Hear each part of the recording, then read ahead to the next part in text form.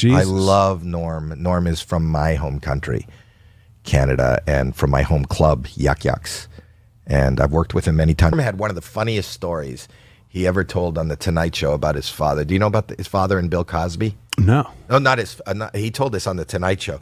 He told a story. It's one of my favorite stories because it's real. Again, Bill Cosby was on SNL as a guest host when Norm was there. And he tells a story about his dad got him into comedy. Norm MacDonald's dad would sit him down. Every time there was a comedian on The Tonight Show or wherever, he would sit him down and make him watch. And they would watch Cosby together. Cosby stand up and they would laugh. That was his father and him bonding moment, and maybe the reason he got into comedy.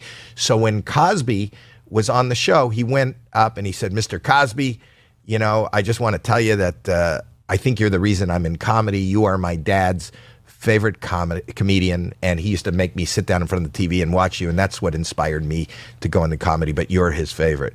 And Cosby says to him, "Where are you from?" And he goes, "I'm from Ottawa, Canada." And Cosby says, "I'm playing Ottawa. I'm on tour. I'm going to be playing Ottawa in 2 weeks.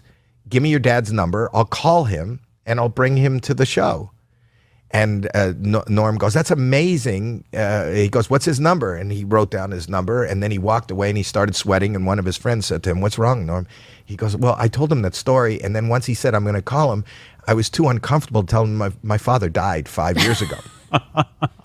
So I just wrote down a bullshit number, and that's it. And they go, "How could you do that, Norm?" 2 weeks goes by. Norm is sitting in his office.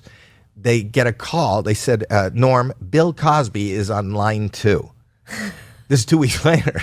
And he picks up the phone and he goes, "Yeah," he goes, "Listen, I'm in Ottawa and your dad's not answering. They said that this number is disconnected that you gave me. What is his number?" And I can't remember for the life of me the end of the story, but Norm was stuck on the phone and he didn't want to say, "Oh yeah, I forgot to tell you that he's dead." Like, at what point do you kind of break this to Bill Cosby? It was one of the funniest, real, uncomfortable, and that kind of comedy is the kind of comedy that when people are uncomfortable. And when Norm MacDonald told that real life story, it's really funny, but oh my God, his father's dead. He's in a, it's How like, do you get out of that? Yeah. Yeah, there was no way. Was there an ending?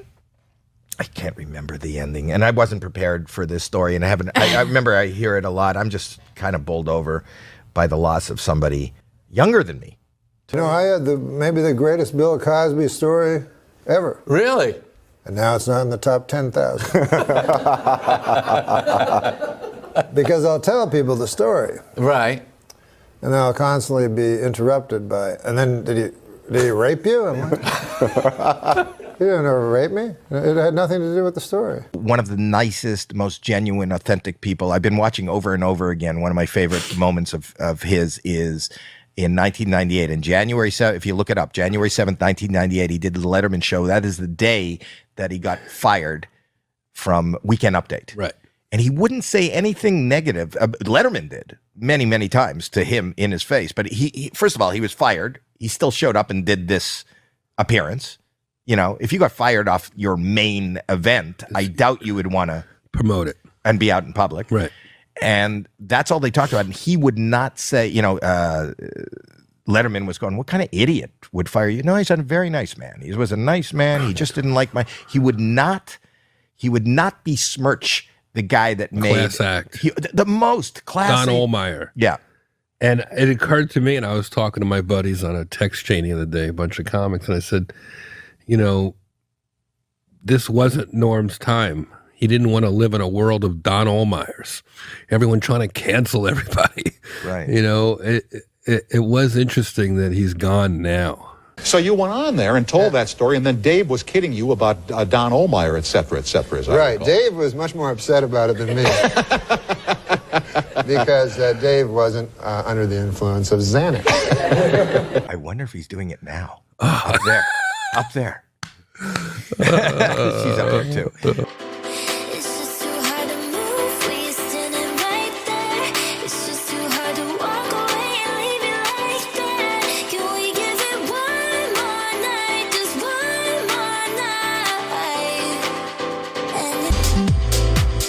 My favorite of all of the hosts of these types of shows is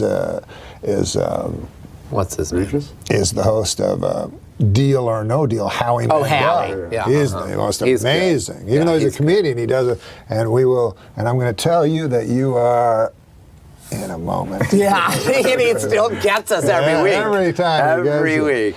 The iron horse of broadcasting. It's iron. You don't pronounce it iron. That's what everybody tells me. It's the iron horse. Like Lou Gehrig was the iron horse of baseball. Yes. The word IRON is iron. No, iron. Iron. It is 100% made in America. Cast iron grilling grates. Say what you want about how huge and fat my head has gotten, but forget it. Try iron. I loved Liberace, but with all due respect, man, if you kicked that guy in the ass, 100 cocks would fall out. Now, this is not what I do on Hulu. No, you wouldn't do that. No. Because I have respect for Carlos Slim. How much money does he have? I don't know. It's mostly tied up in iron. Now, Why doesn't that clock work? why doesn't that cock work? That clock works. My cock works. Oh, just this fine. clock Your over mind, here. your mind is going somewhere, Norm. No, I thought that's what you said. I was trying to... What? No, iron horse. What do you say?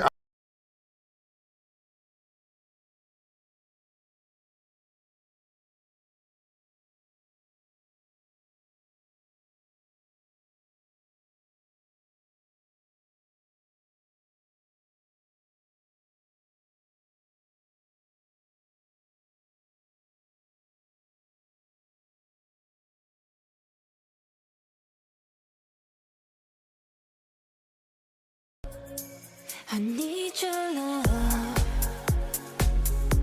You free my mind. I need your love. Yeah, you free my mind.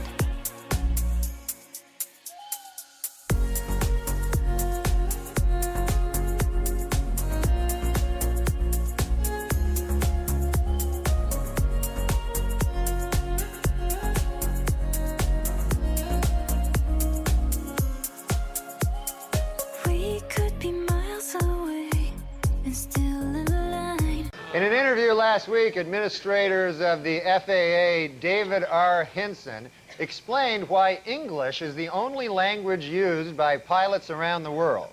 It turns out all the other languages are weird.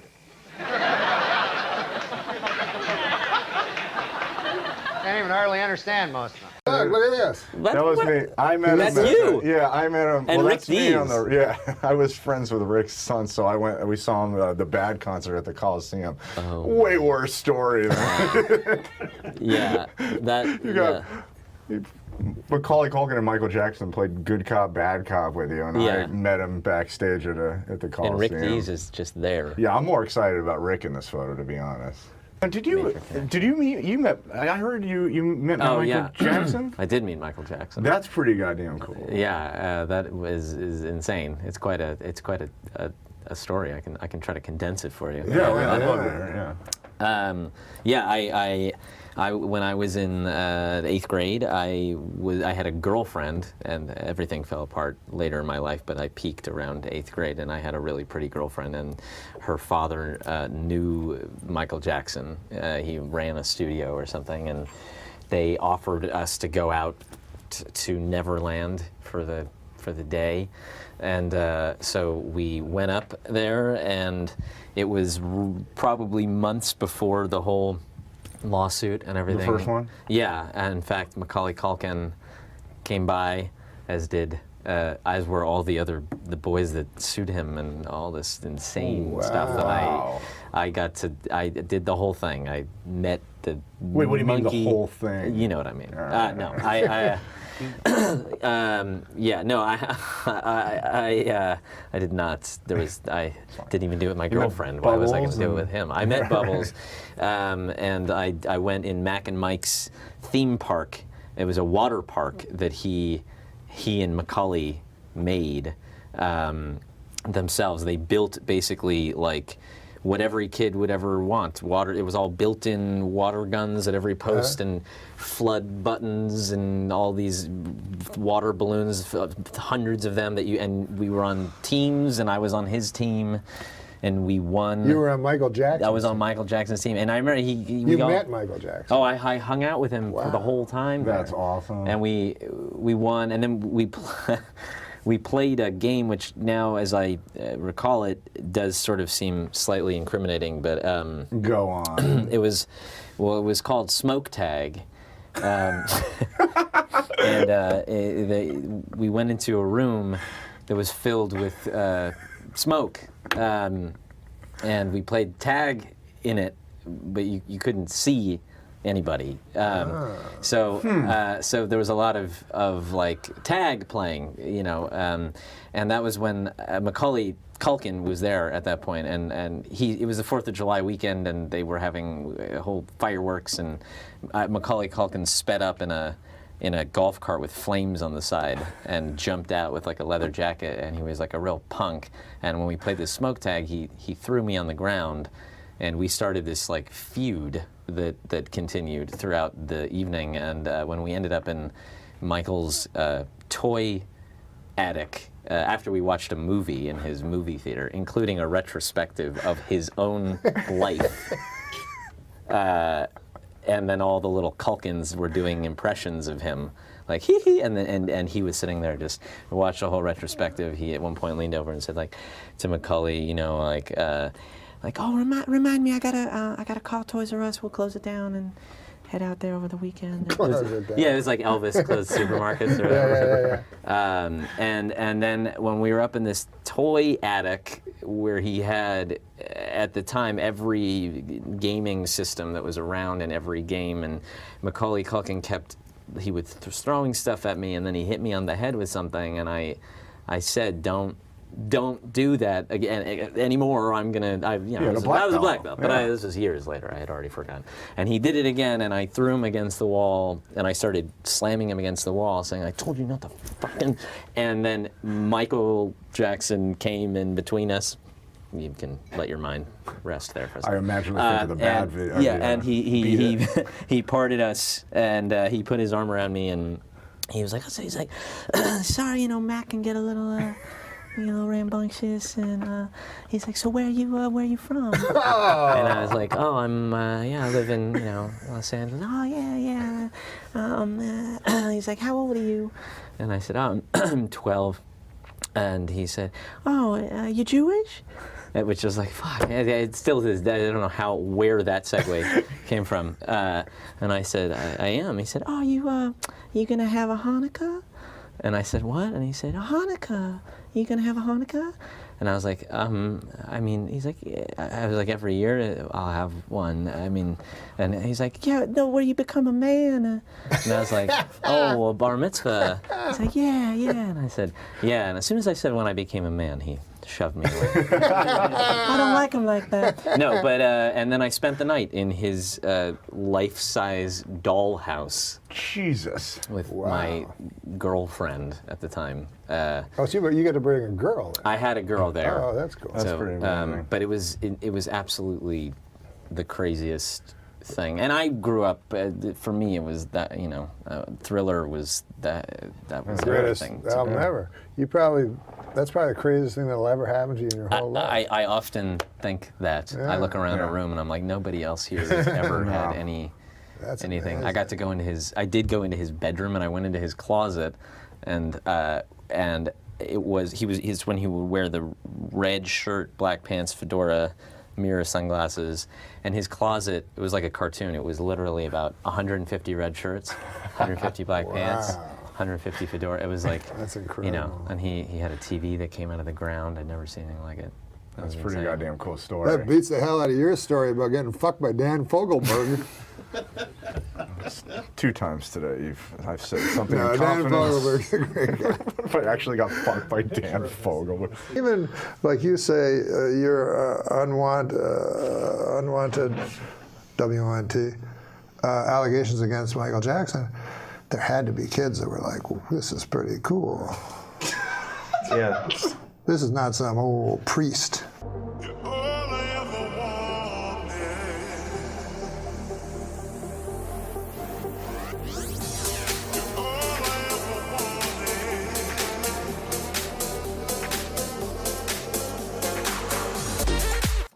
You know, we have some news stories here. I just wanted to cover.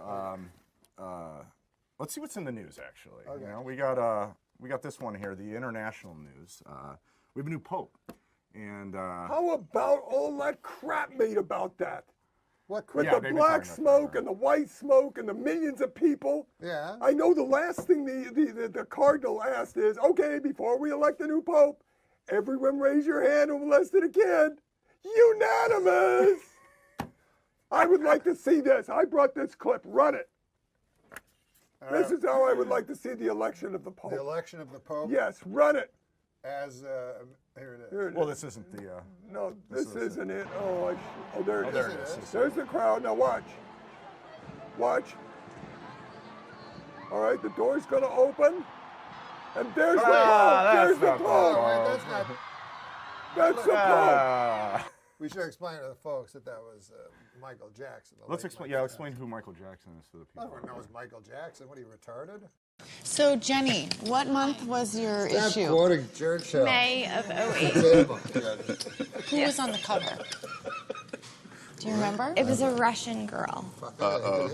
And my nickname's Genocide, so I think that was kind of funny.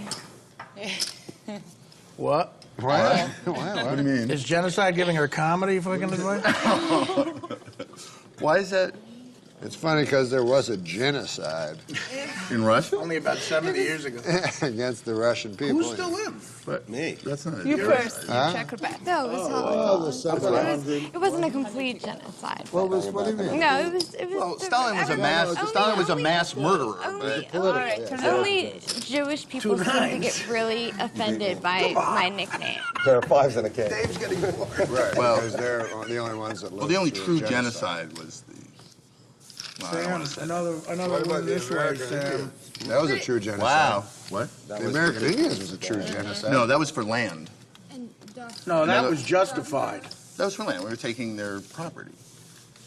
No, It doesn't matter what. It doesn't Yes, matter no. what the motive no, is. the genocide. Yeah, we the did motive against is the to Indians just was hatred of a justified. race to exterminate them It was without a just- it was political or economic justifiable agenda. Well, we did with the genocide? Indians. Well, it's not No, justifiable. well, who's saying it's justified?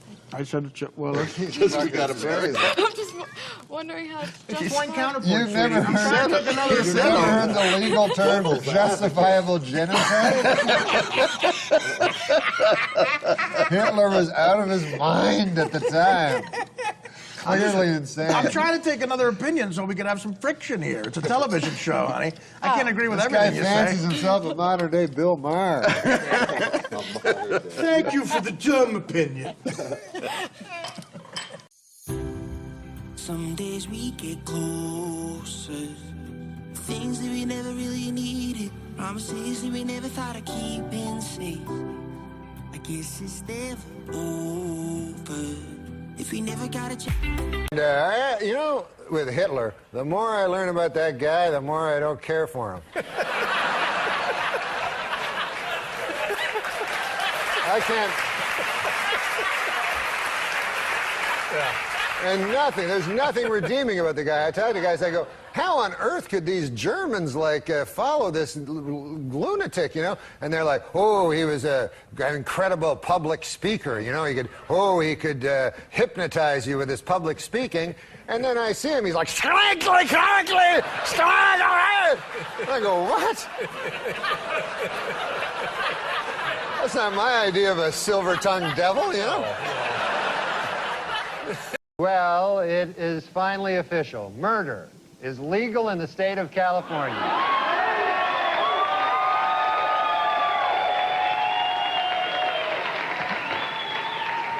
A down-and-out O.J. Simpson, depressed that all of his money-making ideas have failed, has decided to go back to doing what he does best, killing people.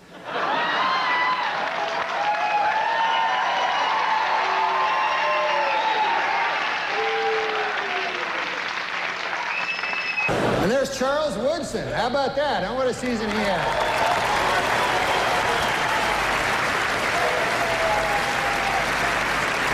Great, man. He became the first defensive player to win the Heisman Trophy. And congratulations, Charles. That is something that no one can ever take away from you.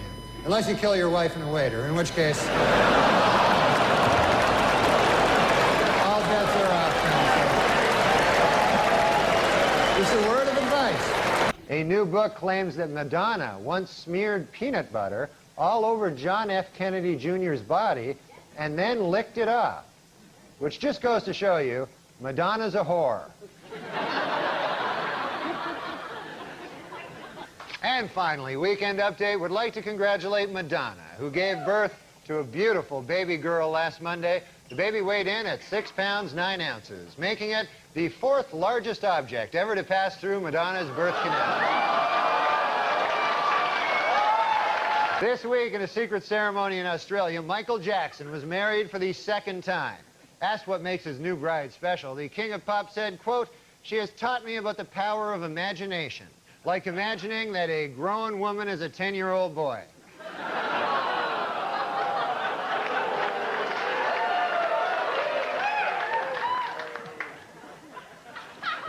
You know he's a homosexual pedophile, right? You understand? Sources report that Michael Jackson's baby is due February 27th, and it's going to be named Michael Jackson Jr. Michael plans to be with the mother during the delivery, in his words, to make up for not being there for the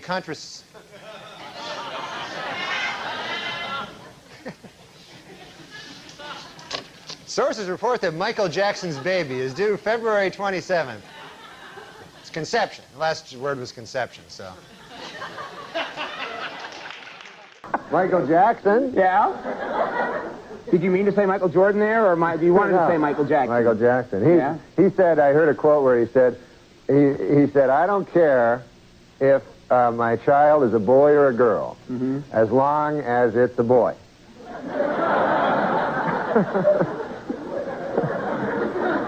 He's going to name it. He said he doesn't know what he's going to name it. He said he thinks if it's a girl, he's going to name it Sharon. Really? Yeah. And if it's a boy, he's going to have sex with it.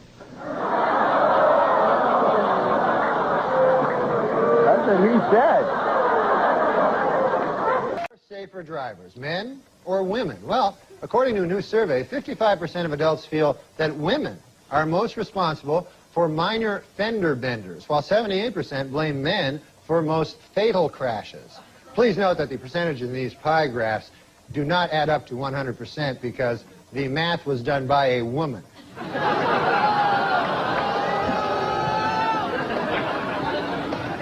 For those of you hissing at that joke, it should be noted that that joke was written by a woman. So now you don't know what the hell to do.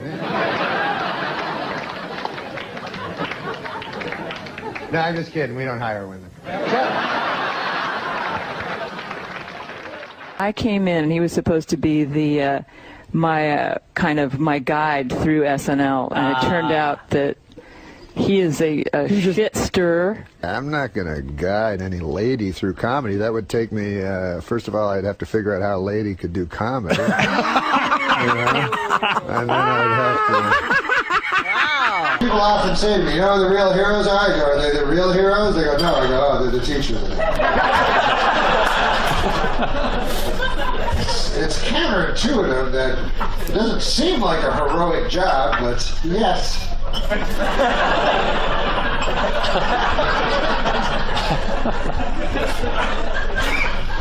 First of all, if you're a teacher, you get the same fucking vacations as a child. What, 4 months a year off? My vacation? I get almost no time off. We're 48 weeks a year. So 4 weeks a year I get off. What about you? You're not one of those fucking teachers, right? She seems like a teacher. Now, are you a teacher? What do you teach? What grade? High school. What grade? What grade? No, but what grade? Not so easy when it's the other way around.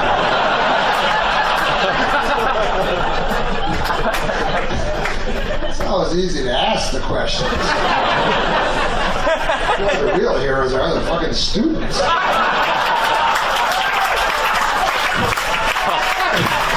actually have to answer the question. Now, what grade do you teach? 9 through 12. So you need a grade 13 education.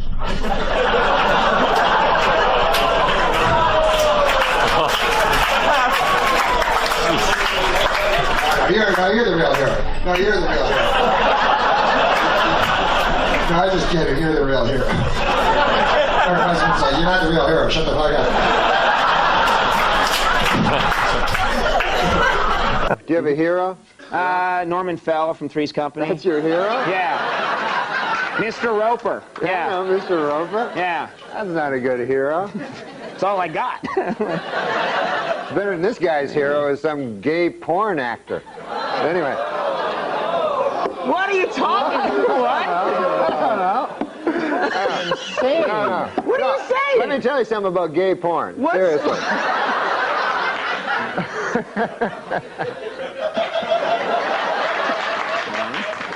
It's fine. That was a long one. Okay. No, I'll tell you something about gay porn. Seriously. Okay. That doesn't mean a guy's gay. I'm not saying that. Because a guy watches gay porn all the time. Cut to a single. Just of Norm, really? Gay porn. I enjoy gay porn. I'm not gay. Gay porn is a genre that just cuts across all demographics. You know? Young people, old people, straight people, the gay people enjoy it. Everybody likes gay porn. But this guy really likes it. No, I don't know. I thought I heard patriotic music playing behind that speech. No, that's not what I meant to say. I meant to talk about Bob Dole. This guy's my hero. First ruined my reputation, you know. I'll Just tell you in something. passing. This guy is not gay. If anybody's not gay, it's this guy. Oh, I'm so... Seriously. I am so totally straight. Oh, yeah. No, you are. I love the ladies. No, he does. No, he likes girls. He likes... Last week at a dramatic press conference about the crash of TWA Flight 800, ABC News correspondent Pierre Salinger displayed a document which he believes is proof that the jet was shot down by a U.S. Navy missile. Later, he proudly showed reporters his solid gold Rolex that he bought on the street for just $15.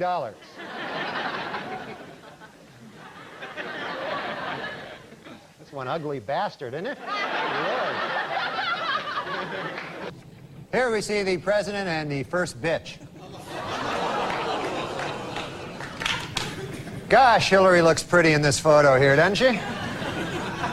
Never realized she was such a looker till I see her here in this picture.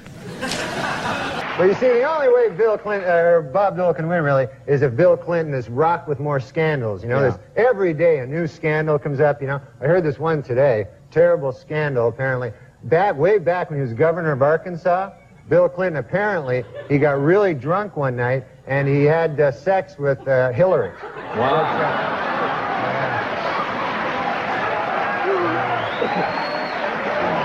That's no good. That's a shocking thing. Yeah. And how long have you been married? 7 months. 7 months, which is a record. No, this is the first. I've been married, Larry, but I've never been married. Married. This is married. Married like... She's my friend, like I love her. I see. That's what Clinton says about his wife, isn't it?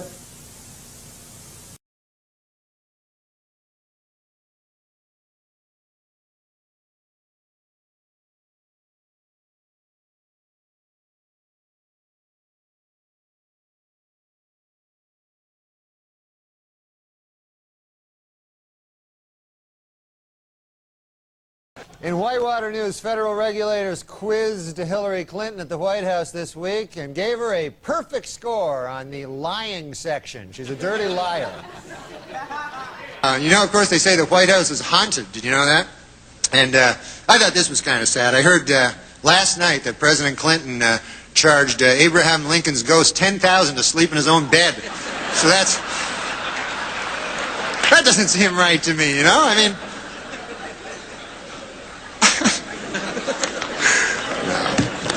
But look, the president, you know, has come under a lot of fire for raising money, but you know, he's good at raising money. That's not a bad thing. Every president's done it. It's just that President Clinton is very, very, very good at it. Do you know he has organized in the past year over 100 fundraising dinners and over 200 fundraising midnight snacks? Did you know that? Is he laughing? Is he...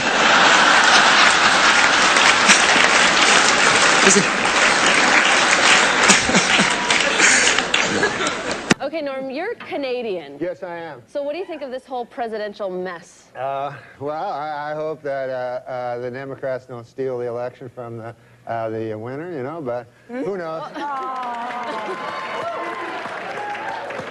You like George Bush, don't you? I love George Bush, man. He's a good man, decent, you know, none of this. He's, you know, he's not a liar, a crook, murderer, or anything like that. So it'd be good to get the.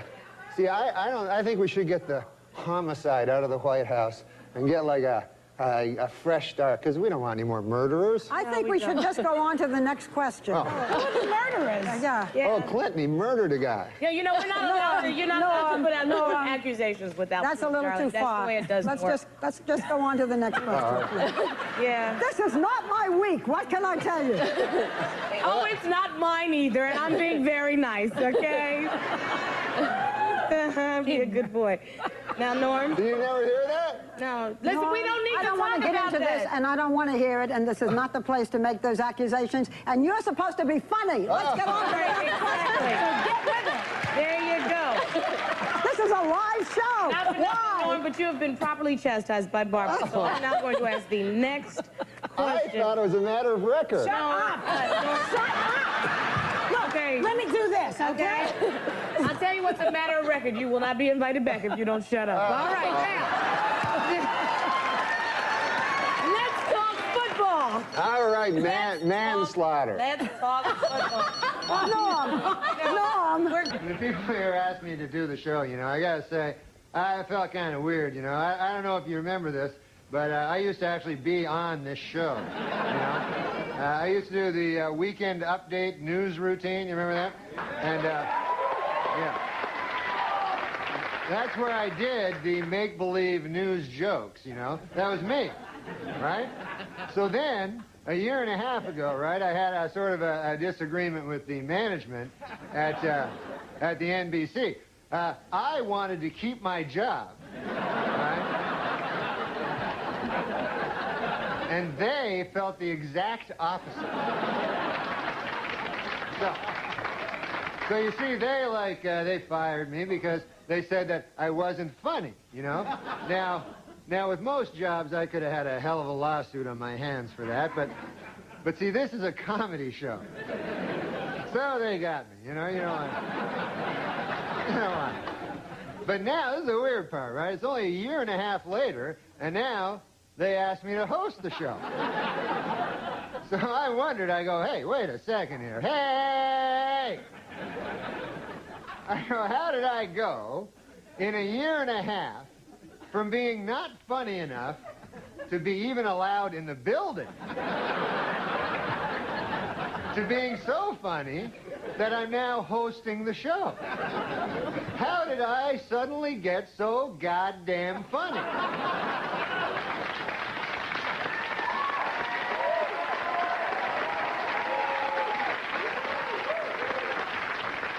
It was inexplicable to me, because a year and a half, let's face it, is not enough time for a dude to learn how to be funny. Then it occurred to me, I haven't gotten funnier. The show has gotten really bad.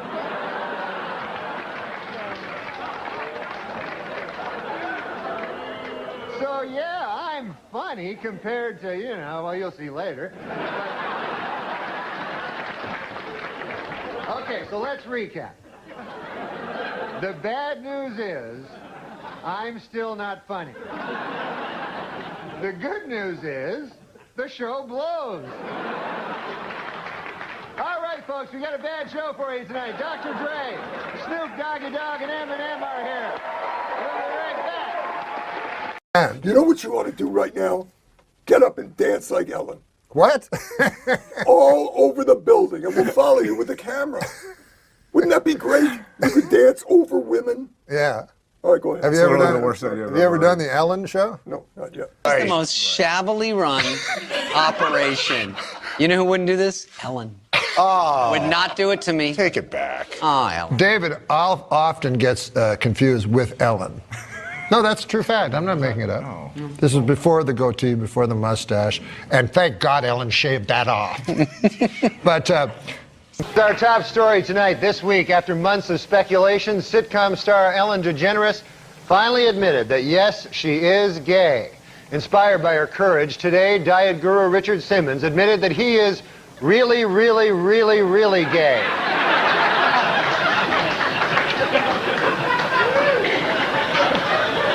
And in entertainment news, Ellen DeGeneres and lover Anne Hesh have announced that they want to have a baby.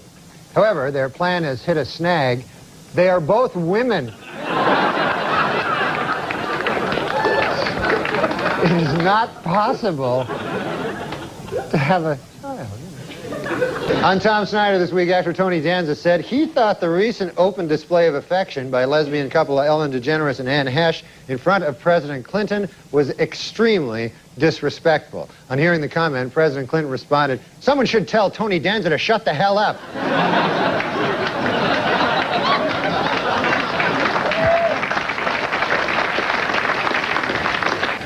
Well, by now, most of you have seen or heard about last week's episode of Ellen, in which the main character, played by Ellen DeGeneres, announced that she is gay. Here to comment on Ellen, our very own Will Ferrell. Hi, Will. Like everyone in the country, I saw the historic episode of Ellen, and of course, I loved it. I don't know what it is, but when a first-class comedian spoofs gay people, it always makes me laugh. Hey, let's face it, gays are funny. I loved Billy Crystal on Soap, and that Harvey Fierstein impression of a homosexual couldn't be more dead on. Heck, even I do a funny gay guy around the office. You know, Judy Garland, fresh cut flowers, interior decorating. It's all in good fun. Why not? I'm no homophobe. So, Ellen DeGeneres, I salute you. There's no controversy here. She's just a damn good comedian who's able to get good laughs pretending she's a lesbian. And if that's wrong, then that's my kind of wrong. Well, Will, now, she's not exactly pretending. How's that? I mean, she wasn't on the cover of Time magazine for pretending she was gay. She really is gay. Ellen DeGeneres is gay, the real Ellen DeGeneres. Yes, she's a lesbian. Oh, my God. I'm going to be sick. Oh, God!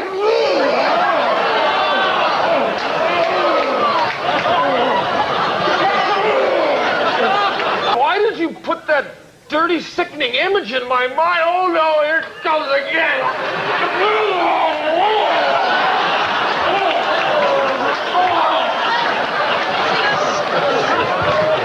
God, she's just a lesbian. Oh, stop it! Please stop!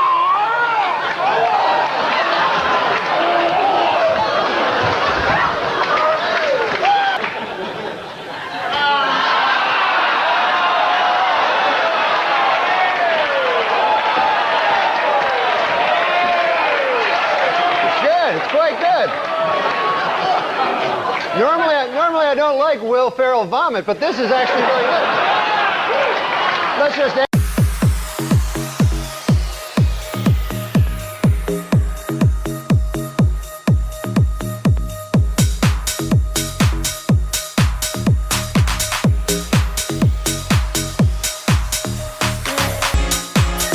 And then there's gay ladies too, lesbians, you know, that I think like for mainstream America, they're easier to accept, you know, because, you know, there's no like anal tearing and stuff. So basically, I don't know what they do.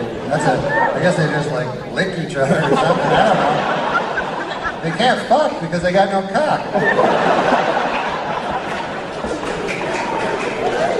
So I don't know how they can't have sex, right? All they can do is go buy a cock. They go to like stores. You know what, man, I hate that real cock, but I love that big fake plastic cock. It's too complicated for me to understand. I'm saying like things that are completely ill-informed. But I'm just trying to figure it out. Oh, God bless though. God bless everyone.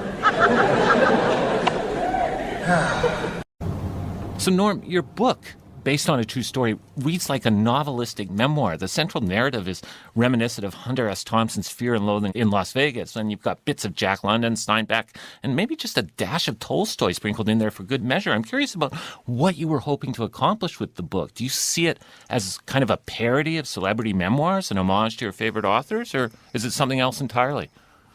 No, what I wanted to do was make the greatest comic novel of all time, because I love reading, but when it comes to comedy, it's incredibly hard to write comedy. You know, Mark Twain is funny. Oh, yeah. To an extent, he's funny. John Kennedy O'Toole's novel was funny. A Confederacy of Dunces, yeah. To an extent, it was funny, but it wasn't gut-busting funny. So I wanted to make a book that was, I knew I couldn't make it as strong as my stand-up. First of all, it's fiction. It really bothers me that it's on the nonfiction. Mm-hmm. New York Times considers it nonfiction because it's ridiculous. And I've had arguments with them because just because it says a memoir on the title is meaningless. You know, that's just the title.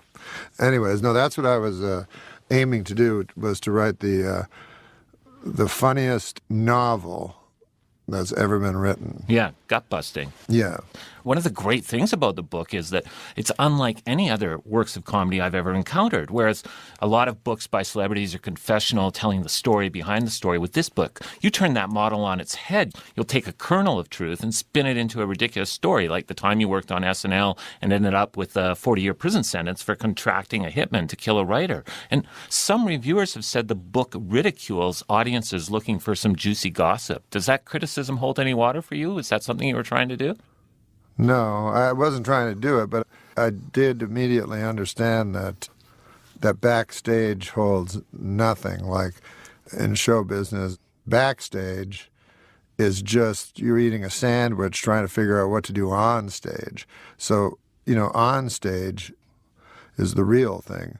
And so what I was trying to do with the book to make that point strongly was to make the book not backstage either, but rather on stage. I wanted to make the book a work, not talking about some other work, you know? Mm-hmm, a novel as opposed to nonfiction. Yeah, and my sense is that maybe another reason why you wanted to turn your life into this work of fiction is because you're not a fan of confessional comedy, right? I've read that somewhere. Oh, no, I'm not. No, this is a new thing that I didn't even know about until a couple of years ago, and I started noticing it in clubs, you know, and it was maddening. I didn't like it at all. Why not? Well, because I was always taught that the nature of art was to conceal, not to reveal. When people confess things, and they're told how brave they are, you know, because they have cancer or something, and they talk about it. Well, everyone has cancer. I mean, it's not rare at all. The brave thing to do if you have cancer is to not talk about it, is to just have it and keep it a secret and don't burden anyone with it. All you're doing is burdening people with those things. You think so? You don't think it can ever be helpful to share this story for other people going through, in this case, going through cancer, dealing with cancer? You don't think that? It might be, but I certainly doubt that's its intent. Its intent is to bask in the pity.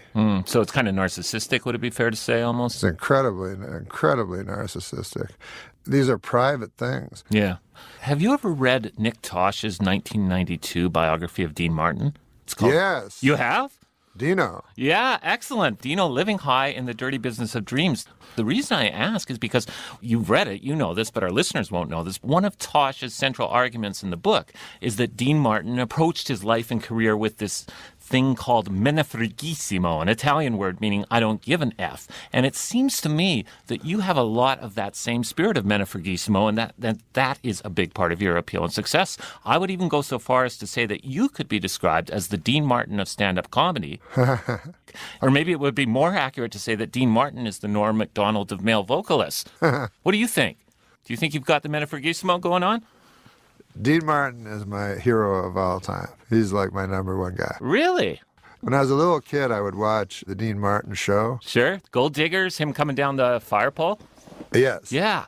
And something resonated with me that everything else seemed false, but he seemed real within that false framework. I always remember this sketch he did because he would get giant stars on the show, you know. Mm-hmm. So it was him and Ruth Buzzy. They're in a cold water flat. They're supposed to be a couple. And she's in complete Ruth Buzzy garb with the handbag and everything. Yeah, the old lady routine that she does, Gladys, I think the name was, that she would do with Artie Johnson on Laughing. Exactly. And Dean Martin is wearing a tuxedo. Yeah. The same tuxedo that he had on for the opening monologue. Yeah. And he's just standing, reading from a card, not even looking at her. And she's acting up a awful storm, you know. There's a knock on the door. It's Sinatra, who's also wearing a tux. Oh, they also have a drink and a cigarette in their hands. Oh, of course. So they walk in, the sketch, and then Dean Martin sees something. I'll never forget this. He starts laughing, and he walks up and he looks at the cue card, you know, and he picks it up and starts reading it and laughing at how funny because he's never seen it before. So I don't know. It's sort of dereliction of duty in a way, you could say, but to me it was hysterical as a child. So yeah, Dean Martin was a gigantic influence in my life. It's funny that you stumbled onto that. So Dean Martin's this huge influence. Is that the thing you took, the thing that I see in a lot of your comedy, the menefregissimo, the I don't give an F attitude? Yes, I stole that from Dean Martin, note for note. Wow. Okay. But I love that thing. I forgot that phrase. What do you call it? Menefregissimo. That's what Tosh calls it. It's a real word. It's like, actually, I looked it up. It's in Wiktionary. Yeah. Wow. Yeah, it's fun to say. Menefregissimo, yeah. I would order that. Yeah, menefregissimo with a little marinara on the side. Yeah, I would order it too. Menefregissimo. I love that. Yeah. So something else I read in terms of just writing a joke, that one of the things you often aspire to is you like to have a setup and punchline that are as close together as possible in terms of the wording, right? Yes. That was something that I tried to do on Weekend Update specifically, not in stand-up. Because it was a parody of the news, it needed to have the setup be a very rigidly written sentence that a newsman would say, you know? Yeah. Exactly like a newsman would say.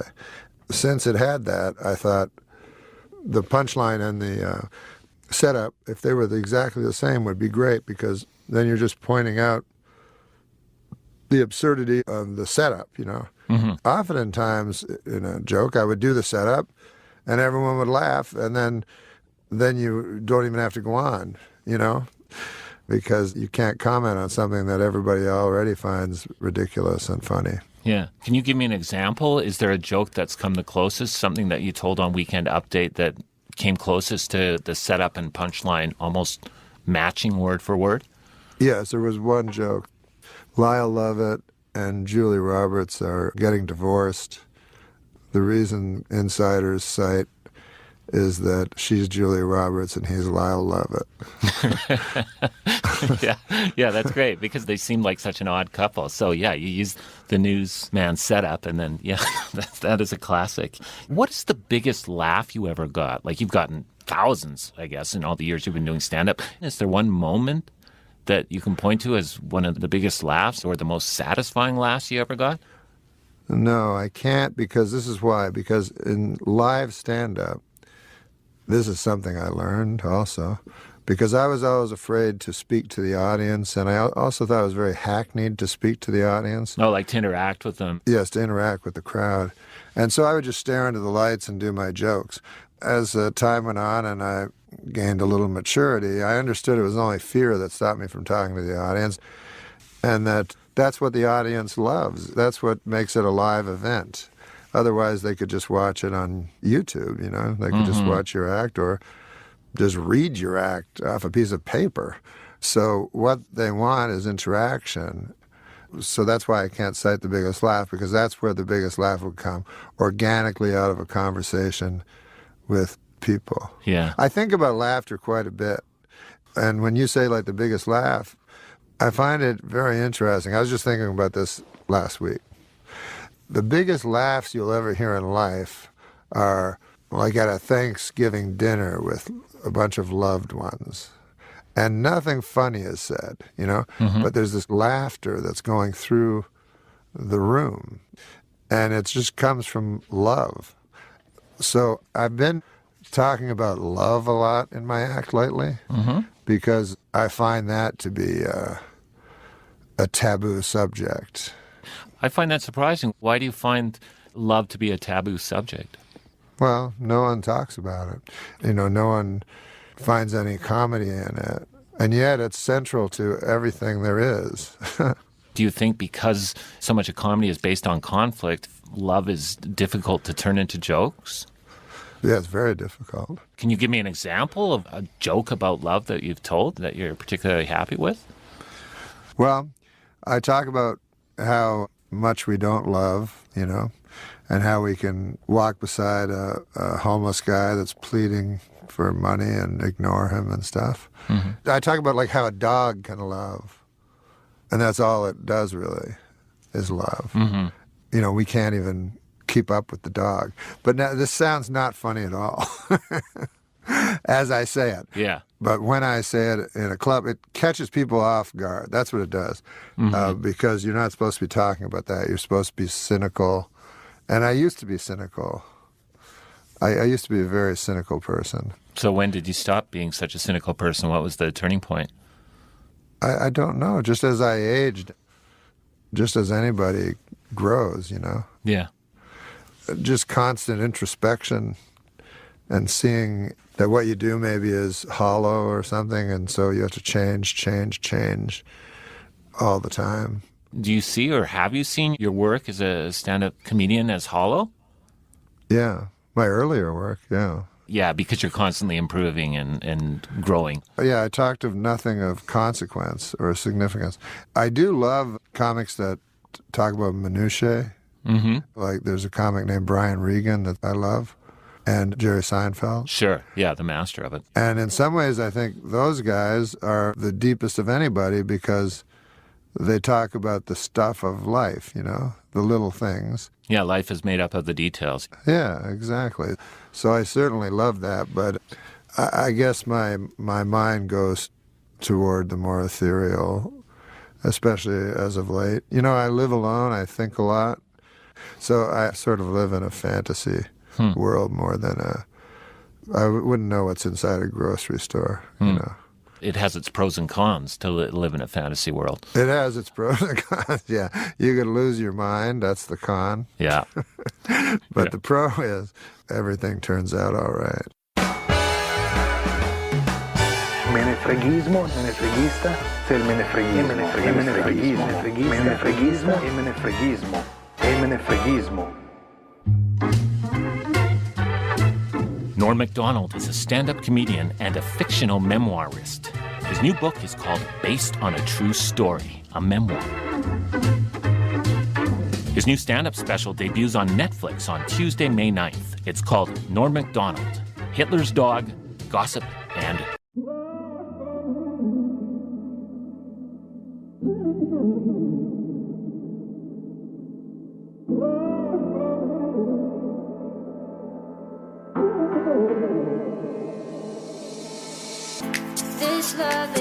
Yeah, well, I thought this was a memoir. I thought this was...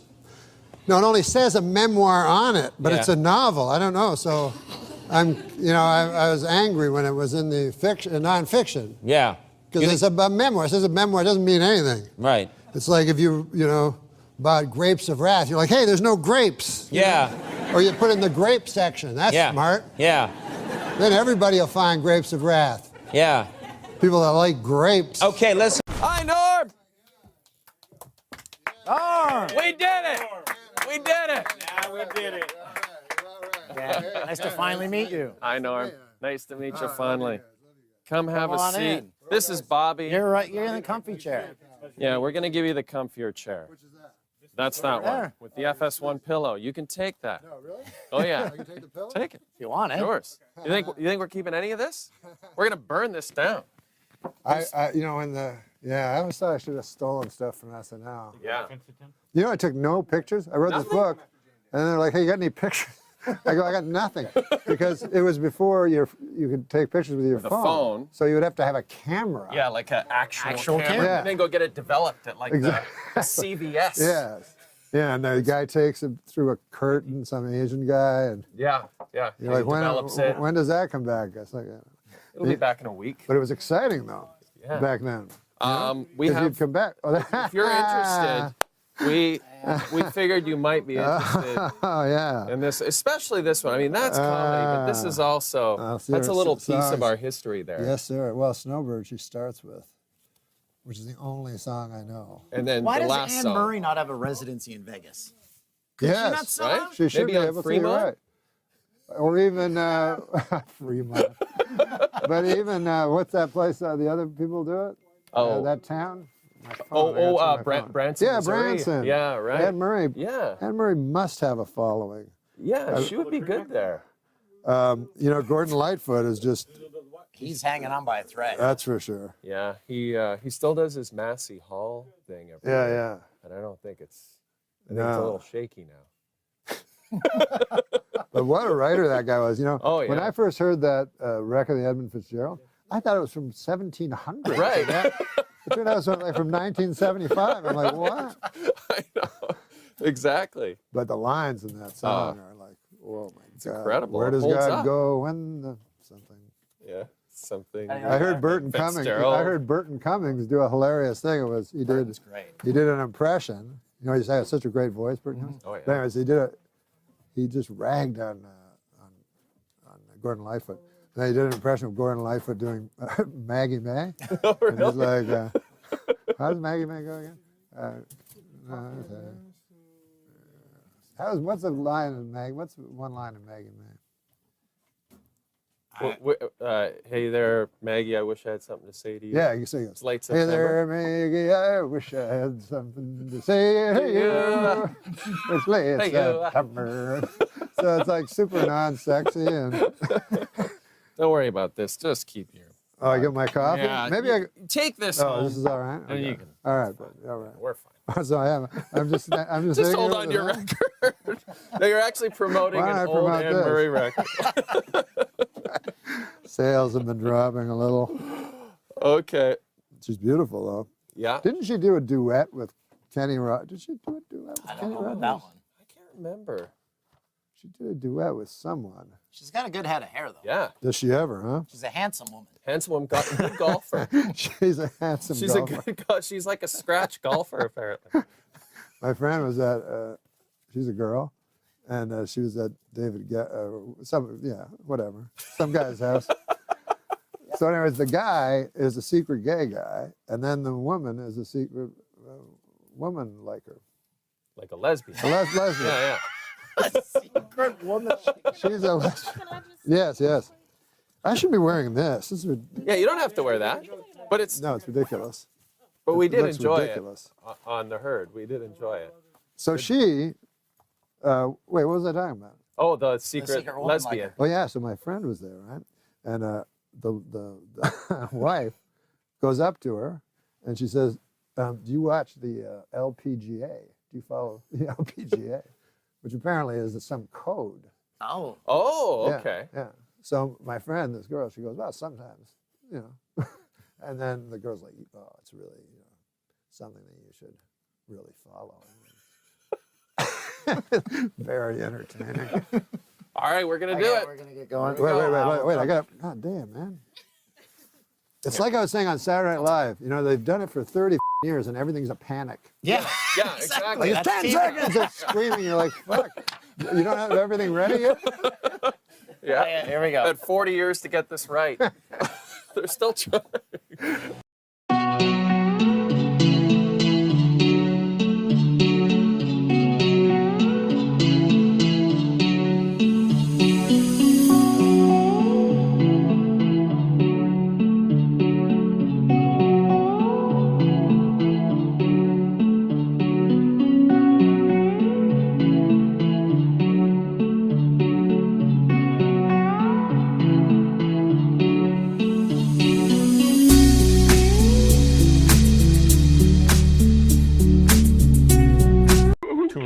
Shit about Oosthuizen. That's a good Who point. stays in a 72 back? I'm sorry, who is this? How long have you been there? A long time. Well, who cares about? Oh, look at that putt. He missed it. Jeff Martin. Jeff Martin likes Oosthuizen. Well, Cabrera's doing well. You're a man, Super Dave. I love that, except he almost knocked the leaf off. Did you see that? No. He was in the crap area, and he was. Haven't you been watching the Masters? Yeah, he what couldn't. Are you watching? We watched. He couldn't quite take a full swing. Oh, you mean he couldn't? No, but they said if he knocked the leaf off, it was a penalty. Oh, really? he was in the area there. Oh, you said that, It's a penalty if you knock a leaf off. Wow. What kind of a stupid game is this? Wow, I didn't know that. Chad Drew knew that. I didn't know there was a penalty for knocking Chad a leaf didn't off. know that. It's technically didn't know improving. that. Knocking a leaf off would be the same thing as breaking the whole Oh, branch. you mean knocking a leaf off in the practice? Yeah, that's what. That's. Yeah, no. If he had knocked the leaf off in the regular swing. Oh, is that If true? The leaf hits there's Ulfhosen or whatever his name is missing a butt. But if who is this guy right here? That's Thorbjorn Olsen. What is his name? Thorbjorn Olsen. You think Freddie still has a chance if he goes into the clubhouse even?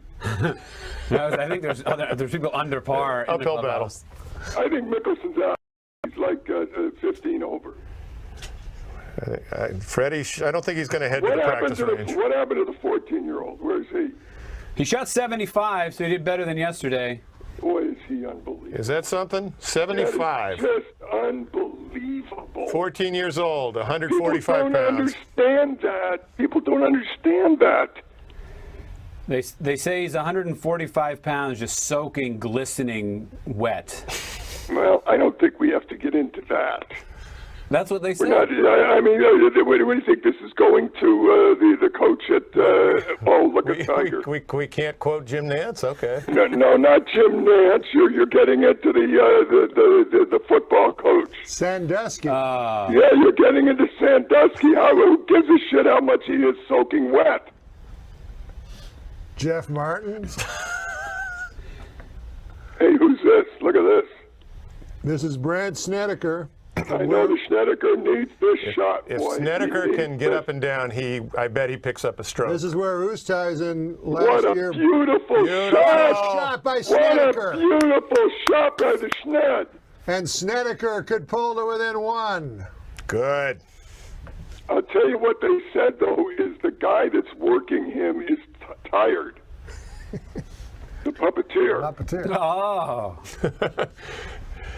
Super Dave, serious question. I know you're rooting for Cabrera, but would you rather have Cabrera win in a walk or an exciting finish with someone else You win? know what? I just love his life and what he's accomplished and what he did coming from, really poverty, unbelievable. I'm just so rooting for him. All these other people, they're brilliant golfers, but a lot of them are privileged. I just love Cabrera's story. And I love the story of Tiger and Nealon. Tiger and Nealon's a great story, too. Isn't that a great story? Doesn't that bring tears to your ass? Well, Cabrera will try to save par. He has only one bogey on the day. Have you been doing this all day again? You know what's interesting? I went to my phone, I watched 2 minutes of the podcast, and you were eating on camera. Your mouth was filled with food like a chipmunk. The And podcast you were available talking. on your phone, talking, wherever you but are. you were talking with food in your mouth. Oh, he's going to miss it. Oh, he missed it. Cabrera will save for bogey. But yes, we are available on apps and so But forth. why were you talking with food in your mouth? If you have a cellular phone, just Why are you the host of a show with food in your mouth? I've never seen that before. You've seen it here first, folks. There's Day. Look at that. Oh, my God. You don't think there's planes overhead? Jason Day is on the green. This guy kind of, doesn't he bore you a little, Adam Scott? Yes, he bores me a little greatly. bit, yeah. But Brant Snedeker has never looked afraid. I mean, this final pairing, Scott. This final pairing has shown no nerves at all. That was an exciting shot from a boring man, though. If he makes that, that'll be nice. Norm? Yes. Why are you speaking in that kind of tone, like an announcer? I'm not speaking like, well, I am an No, you are, but you're talking like you're speaking over the crowd. There's no crowd. Okay, come on now. Snedeker! Sneddleman missed it! The Sneddle missed it! Snedeker, He had a best chance! player on tour. He had a chance and he missed it. Oh my goodness! Is he? And he's two back. A golden opportunity to pick up a stroke. He could have picked up a stroke and he missed it. Or is he three back? Two, because Cabrera bogeyed as This well. guy could win it. Bo Van Pelt. This is hard to believe. He's only two over. I think he'll hit a good shot. Oh, no. Not bad. Look, he's happy. Does Super Dave want to hear a golf joke? Super Dave, Chad Drew has a golf joke for you. Great. Your phone's starting to break up again. This is why I didn't want to call today or be called. Your phone's breaking up again. Chad Drew has a golf joke for you. He can hear you, not me. Are you ready? What? Yes. Thank you. An elderly golfer is talking to his seriously ill wife. If I die, she asks, would you remarry? Maybe, he allows. Would you golf with her? She continues. I might, he says. What about my golf clubs? She persists. Would you let her use them? The man thinks for a moment, then says, there'd be no point. She's left-handed. He already has a wife. Guy meets a woman on the golf course, and they start playing, and he can't believe it. She gets the piss out of the ball. She plays fast. They go home after the round. She cooks them the best dinner they've ever had, and then he wants to kiss her. She says, no, not so fast. I'm not jumping in bed with this. So this goes on and on. 2 weeks they play golf every day. All of a sudden, one night after dinner, he says, look, we're either going to take this another step or I'm through. She says, all right. And he kisses her. He said, my God, you kiss beautifully too. Let's go to bed. She says, there's something I have to tell you. He said, what? She says, I'm a man. He said, and you played from the fucking red tees?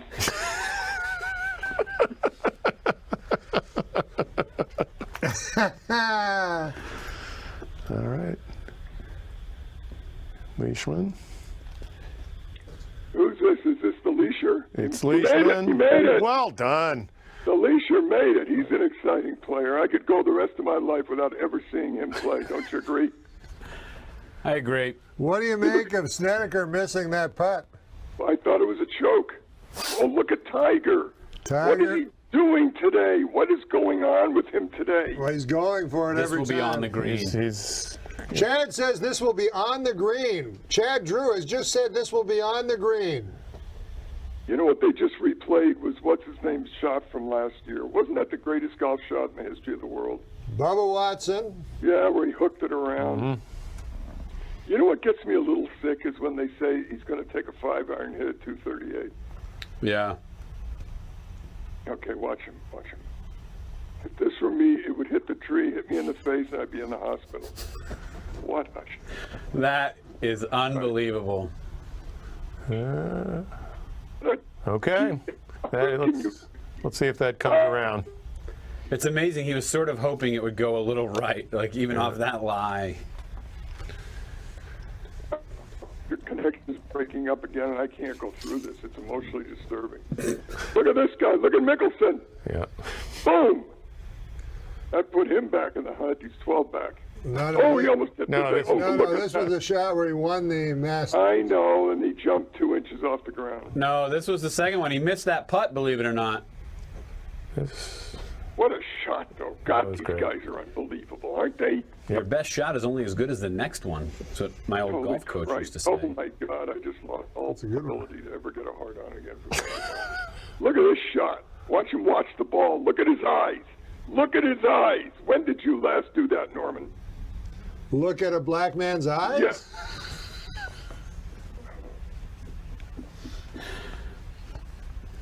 Beautiful, beautiful. You know what? You know, that was so weak. That was just so weak, wasn't it?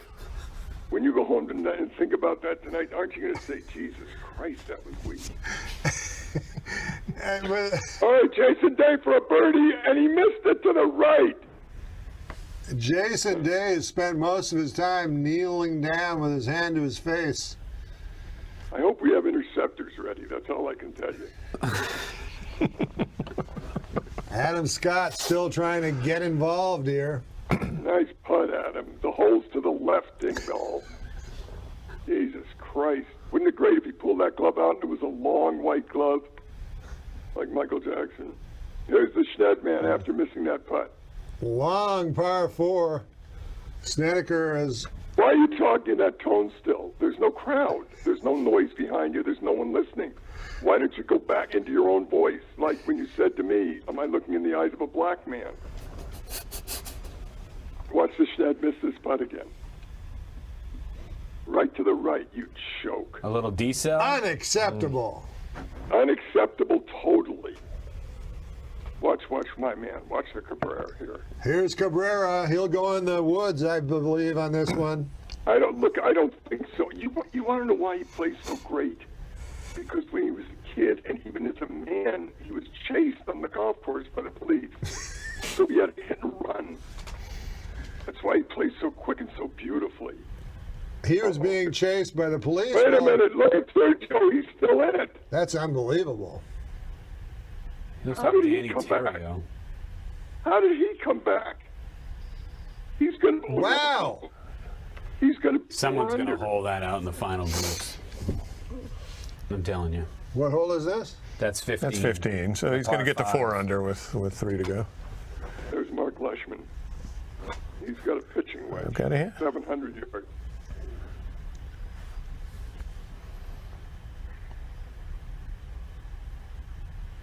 Well, I just got a text from Lori Joe saying that it's a lot more entertaining with Super Dave.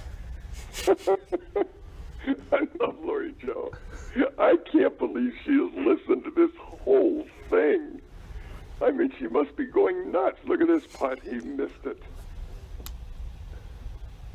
Who's that guy again? Olsen, York, and Morgan. What's his name? Thorbjorn. And they call him what? The Black Bear? What do they call him? He doesn't have a nickname that I know of. Do you know? Yeah, they just gave him one. They call him the something bear. Hey, I played this hole, and if you guys could play this course, the back nine, the first time you play it, it's just unbelievable. You can't hold the ball on the green. I can't. Watch this. Watch this. It's inappropriate to ask him how he got on there. What a garbage shot that was. See, he can't come back now. It's over with after the putt.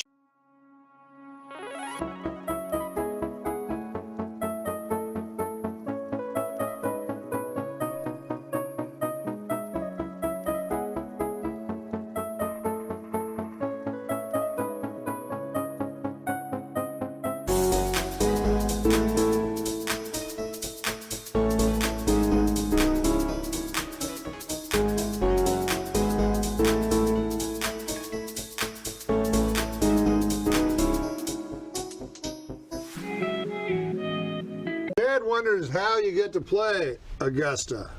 Because I knew someone who was a member. I'm afraid Thorbjorn Olsen's nickname is the Great Dane. Yeah, the Great Dane, is that what they call him? Yeah. I thought they I feel called like him a lot of German people Shepherd. from Denmark get that moniker. Don't they call him the German Shepherd? Watch this. Watch my man. He wants to go left. He wants to go left. So far right, but he's still doing well. He's playing it a little safe right now. How did Sergio Garcia get 4 under? Boy, we're all really blessed that the weather is not showing up. We wouldn't want to see this Monday morning. What? We're glad the weather didn't hold anything up, and we're hoping it stays that way. Why, would you be on the air again Monday? Yes. You would? 5 in the morning. I can't believe it. I don't understand this. You'll have to explain it to me sometime.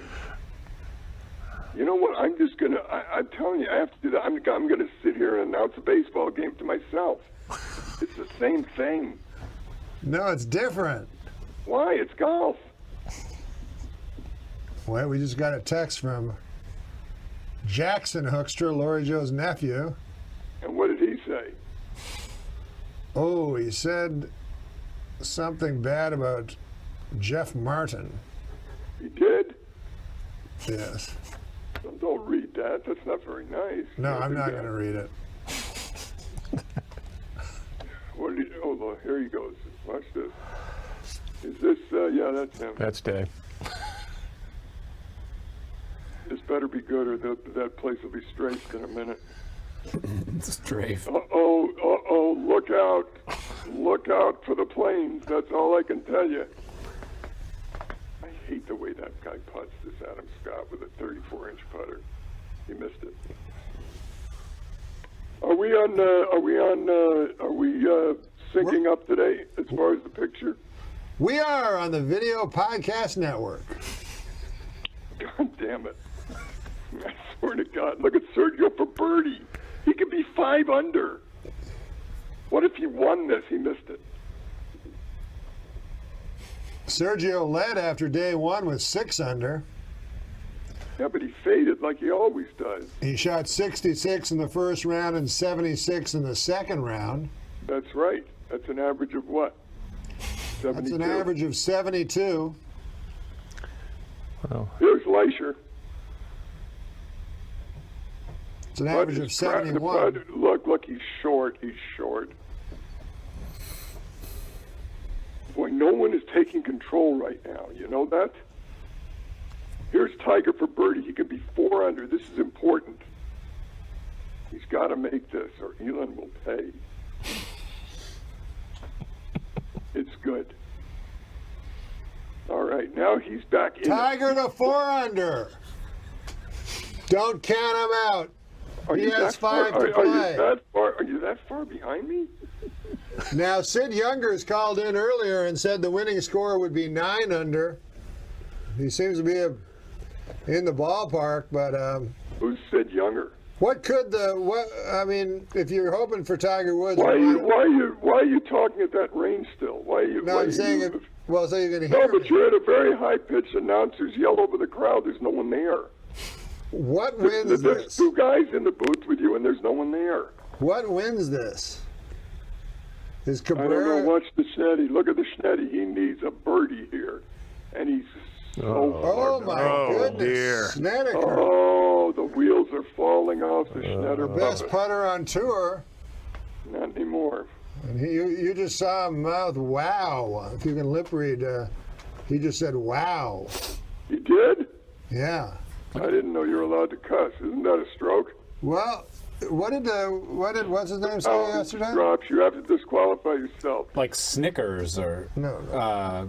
Kuchar. What did Kuchar say? What did Kuchar say? He said, "Oh, you stinker." Oh, stinker. He said stinker? Yeah, well, he hit a bad shot. He hit a bad shot. He called it a stinker? No, like he was talking to himself, I think. He said, "Oh, you stinker." These guys are such gentlemen. It's insane. Isn't it? Well, I mean, Tiger can use coarse language. He said the F word before. Huh? Watch Angel make this putt. Language? Yeah. Who? Watch Angel make this putt. Look at this. Oh my God! He left himself a long one. They're not seeing this. The gates are opening. The gates are opening. Chad Drew said there should be no coarse language on the course. If you swear and a leaf drops, you have to disqualify yourself.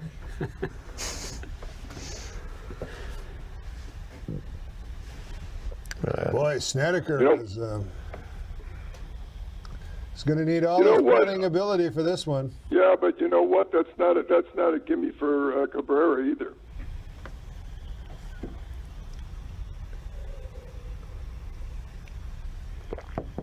All right, this is it for him. he might as well mail it in.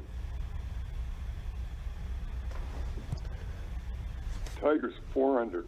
That's what I'm saying, Super Dave. I'm saying Tiger's 4 under, and if Cabrera misses the putt, he's 7 under. Is Tiger still in? I swear to God, this is such a flat.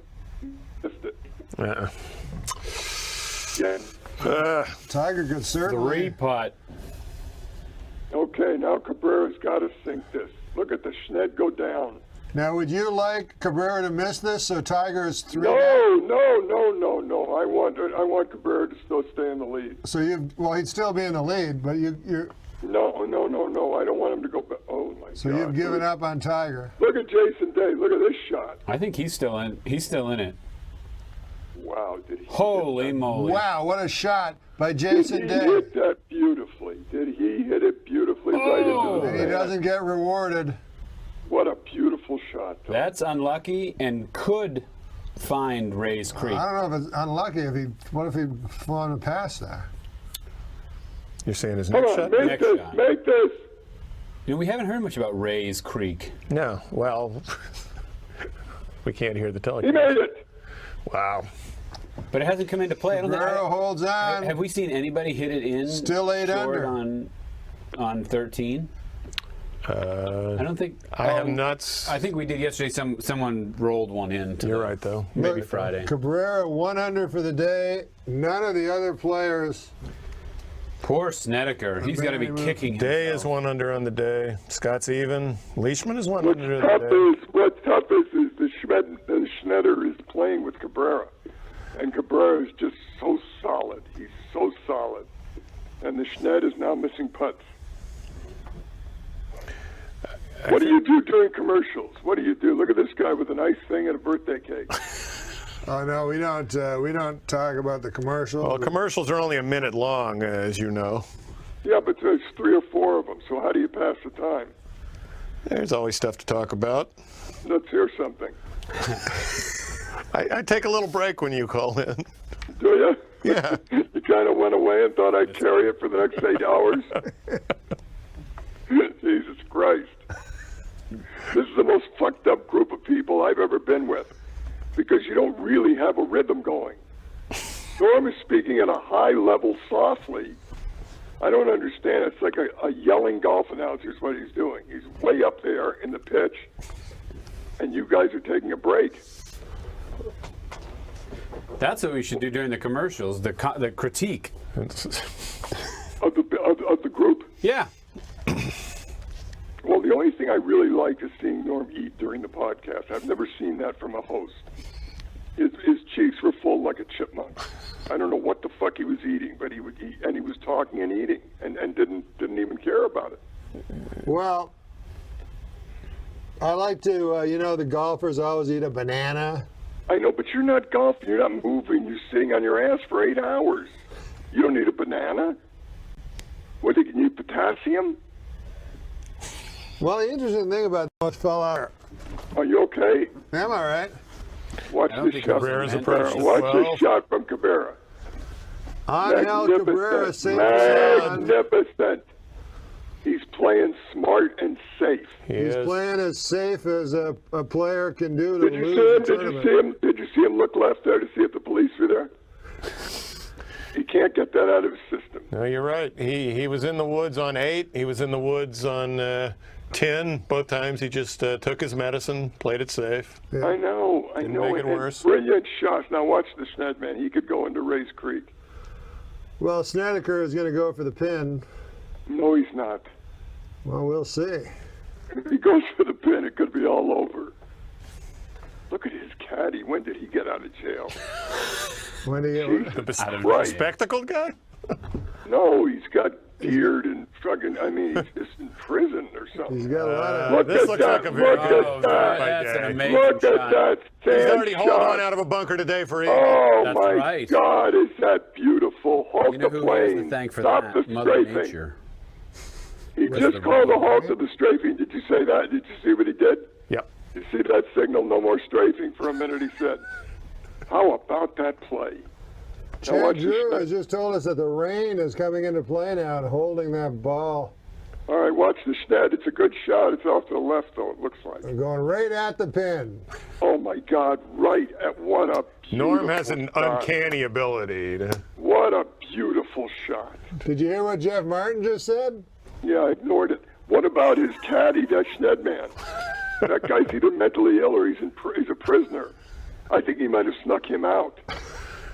Well, he has a lot of sweat, it looks like, on his hat band. Yeah, and he stopped his beard a little below the ears. Look at the Tiger. It's 400. I want him to get 5 right now.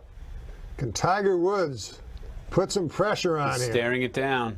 No, terrible. Oh, that mound. Oh, it's going out on the ground. Terrible. We were talking about that an hour ago. Now, Super Dave, having played that, do you think number 14 is one of the most difficult greens on the course? That's a yes. It's so annoying. Adam Scott. We couldn't hear what you said. It was something I know, and I complimentary. couldn't hear what you said.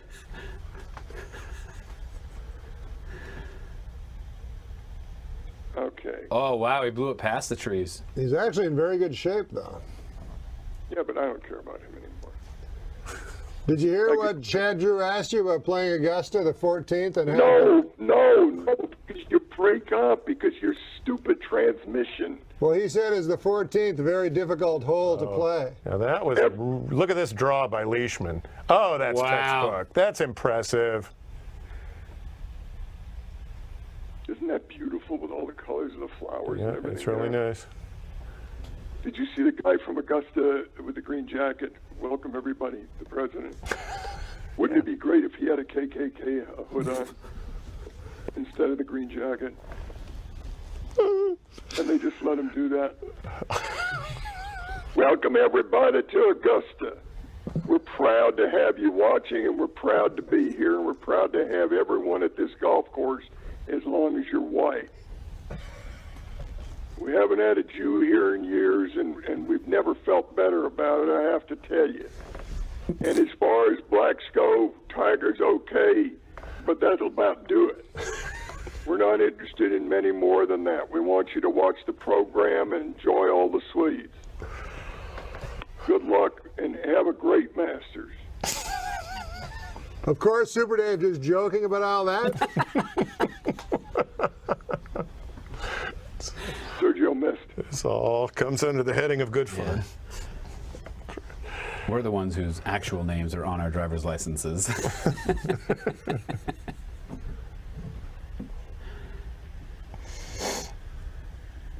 Who is this guy playing with Sergio? That's Mark. Oh, that's the guy. No, it isn't. Is it Bo That's the Van guy Pelt? that made the hole in one or whatever he made. That's Bo Van Pelt. Bo Van Pelt, yeah. Okay, this guy needs a bogey, the Duke of Hazard, whatever his name is. He got it. The Great Dane. Thor, boy, you know what? You got to pick one name. There's too many names there. Thor, Bjorn, Olsen. The hell is he? And look at his caddy. Here is Angel Cabrera for the long birdie, and this has 3-putt written all over it. Oh my God, it's good. No, it's not. It's short, but it's beautiful. He's playing safe, great golf is what he's doing. He just heard a gunshot. You know what they say about playing safe? What? I don't know. What have they said? It's dangerous. It's dangerous. You know, they have a, I'm not going to bring this subject up, but it's just scary as hell. It's dangerous to play safe. No, it isn't. Not when you're playing the Schned. Staniker for birdie. He's 5 under? Yeah, he's How far is he back? He's made a couple of bogeys. Good. He missed the birdie. He's not making Three back. The Schned missed the birdie. What's happening? He bogeyed 10 and 11. Oh, hey, did you see what he said? Shit. Well, there's only 6 holes to go. How far is Cabrera up? By 2 over Day, Leishman, Watch and Scott. Tiger, watch this shot. Look at that. Look at this. Look at that shot. Are you kidding me? Are you kidding me? God almighty, is he unbelievable. That's the 14th green, Super Dave. Is that probably the hardest green on the golf course? Yes. Is he magnificent? Is he magnificent? All right. He's great. Great birdie by Jason Day. Yeah, he's right back in to the pull within one, right? Wow. Yeah, he's right there. Jason He's right Day there. has it to within one. This guy can play. This is an amazing shot. Yep. Guys It really put it in the is. water from there. It really is an unbelievable shot. Well, he was helped out by Mother Nature. Right. What? The green's softening up. I'm going to take a few looks at this one. Look at this. This goes in. That was not today, by the way. It was earlier today. It was earlier today. Earlier today, yes.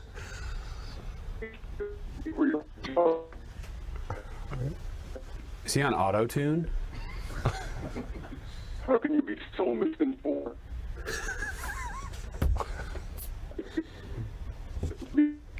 It sounds like I wish he was on auto-tune. Chad Drew says it sounds like you're on auto-tune, Super Dave. More breakup. I can't say anymore. The connection's bad. We're missing these compliments. Yeah. I don't know what's going on. I don't either. What does it cost to get a decent connection in today's world? Oh, there he is. I don't know. I mean, everything is wired up. Why do you have a bad connection? Oh man, it's well, you know. It's You're breaking up. Your explanation of the bad connection is breaking up. Do you know how annoying that is? And don't answer me in the announcer voice. Do we know how what that is? You broke up. Oh, that's funny. That's funny. Rub my nose in it. Just push my face in it. Rub your what? I'll keep it up. You found a runner. Now you can really work it. I can do what with it? What? I can do what with it? What? What'd you say? Oh, we heard you know, there. That's like a 2-year-old repeating what you're saying. It's the same game. How old was it that was repeating it? It's the same game you play in school until you get the shit beat out of you by a bully. You know what I mean? I do. Hey, there's Ray's Creek. Where is Ray? You know what they gotta call it is Ray's Cock. For no reason other than to just add some fun to this broadcast. Well, Mark Leishman will try to add some fun to the broadcast. Oh, God almighty. God almighty. You are just a joy. I'd never heard you talk like this, ever. Oh, terrible. That's not good.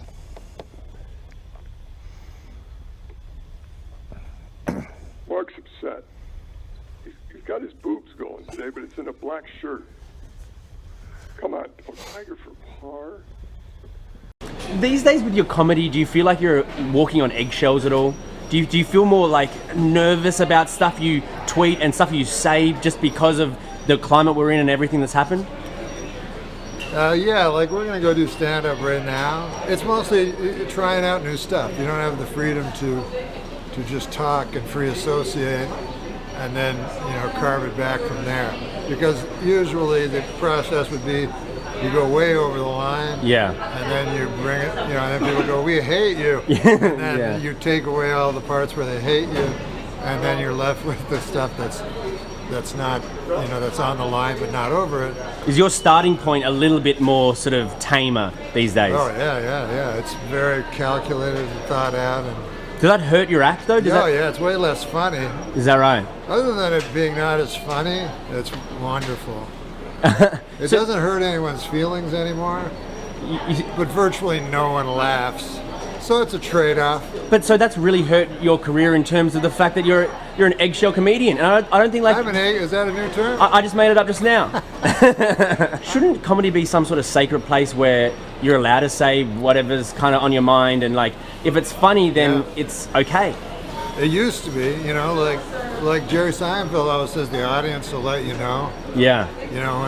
When it's gone too far, because they're across representation of the population. Yeah. But now it's not enough to get 99%. You have to get 100%. Most of the audience wants to be funny and doesn't care about anything but that. They just want to escape. Yeah. But a tiny a group of people ruin it for everyone else. And that's who you cater your performance to these days? I cater my performance to a tiny group of people. That's sad. That hate me.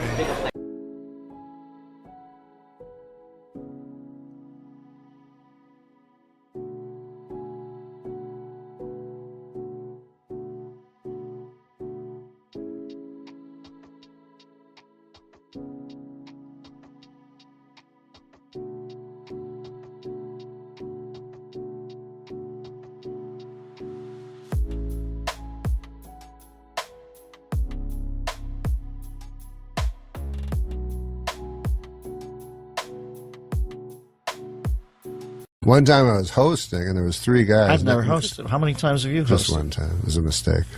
Did it not go well? It was all right. Did you do Update? No. You didn't even do Update? It was right after I got fired from Update. I thought it'd be funnier back then. But anyways, so there were three guys doing music, you know. Yeah. And I don't know music. I just know old music. Like again, Lauren would go, "Who do you like?" And I go, "You like this guy." Bobby Goldsboro? Yeah, Bobby Goldsboro. Eddie Cantor, is he around? And Lauren go, "You've got to go," you know. So who'd they have on? Very hip. So they young had kids. hip guys that everyone else knew except me. It was Snoop Dogg. He just changed his name, and he was angry because I kept getting it wrong. He used to be Snoop Doggy Dogg. It was Snoop Dogg and Eminem and Dr. Dre. That's a pretty heavy lineup. Yeah, but to me it was 2 black guys and a white guy. So I go to introduce them. You're beautiful. And they're all just trying to get this into the barn. Don't go black-white on it.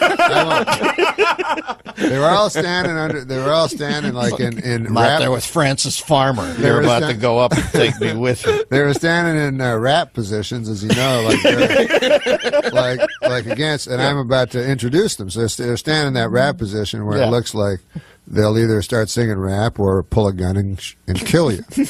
So then I go, as a joke, I look at them, because I remember this is kind of a Letterman-y thing to do, but I go, "Fellas, are you ready? Are you ready?" Which forces them to go shake their heads slightly. Even though they're in this crazy, dangerous all posed up. Kind of posed up. So I thought that was funny. But then I learned later they were geniuses, and I should have befriended them. I was just talking to Dre backstage. I don't know if he's a real doctor, but he did prescribe me some stuff. So I don't know. There he goes. And that leads us to our first special merit award of the night. Ladies and gentlemen, for nearly 30 years.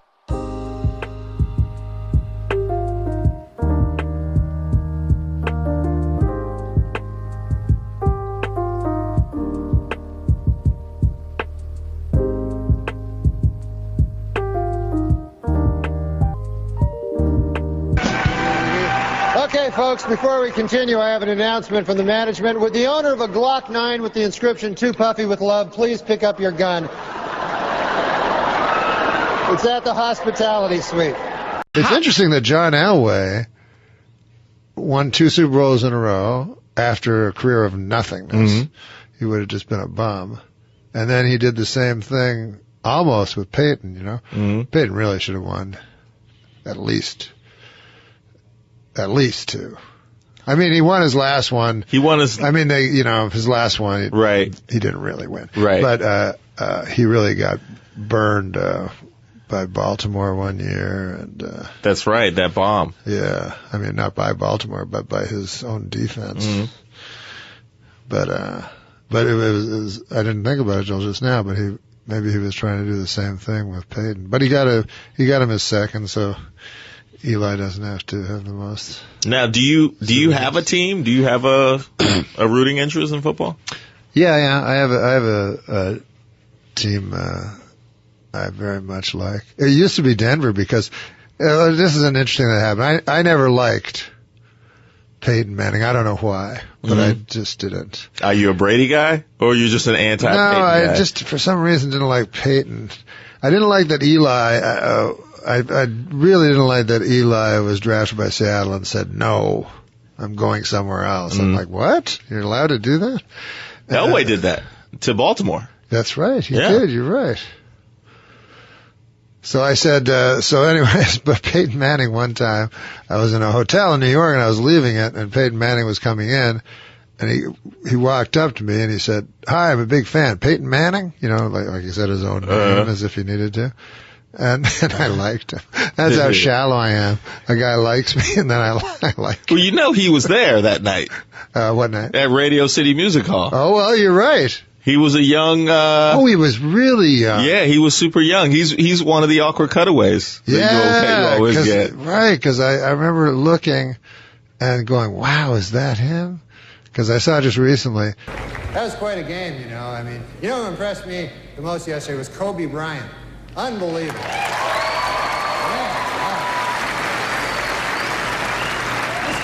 This guy's amazing. 19 years old, the youngest starter ever in the All-Star game, and he played so well that today he was named spokesman for NBC's new public service campaign called Screw It, Who Needs College? I need your love. You free my mind. I need your love.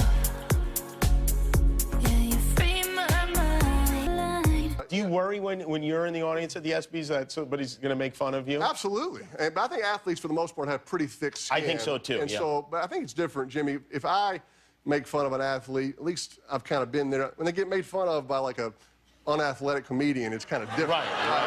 You know, like I'm trying to think of some examples, but but like someone Norm MacDonald. Yeah, right. Like a Norm MacDonald, Not for you, instance. Not you. Yeah. I was not talking about you. Hey, did you see the filth out did there? you see the Kramer thing? Oh, I did see that. We could look at that right now if we wanted to, but we don't have to Makes look me at that. laugh. Yeah. Does that make you laugh when you see that? You've Makes me laugh. You've done stand-up. I know Michael Richards. You do? Okay. And he's no racist. He's not a racist.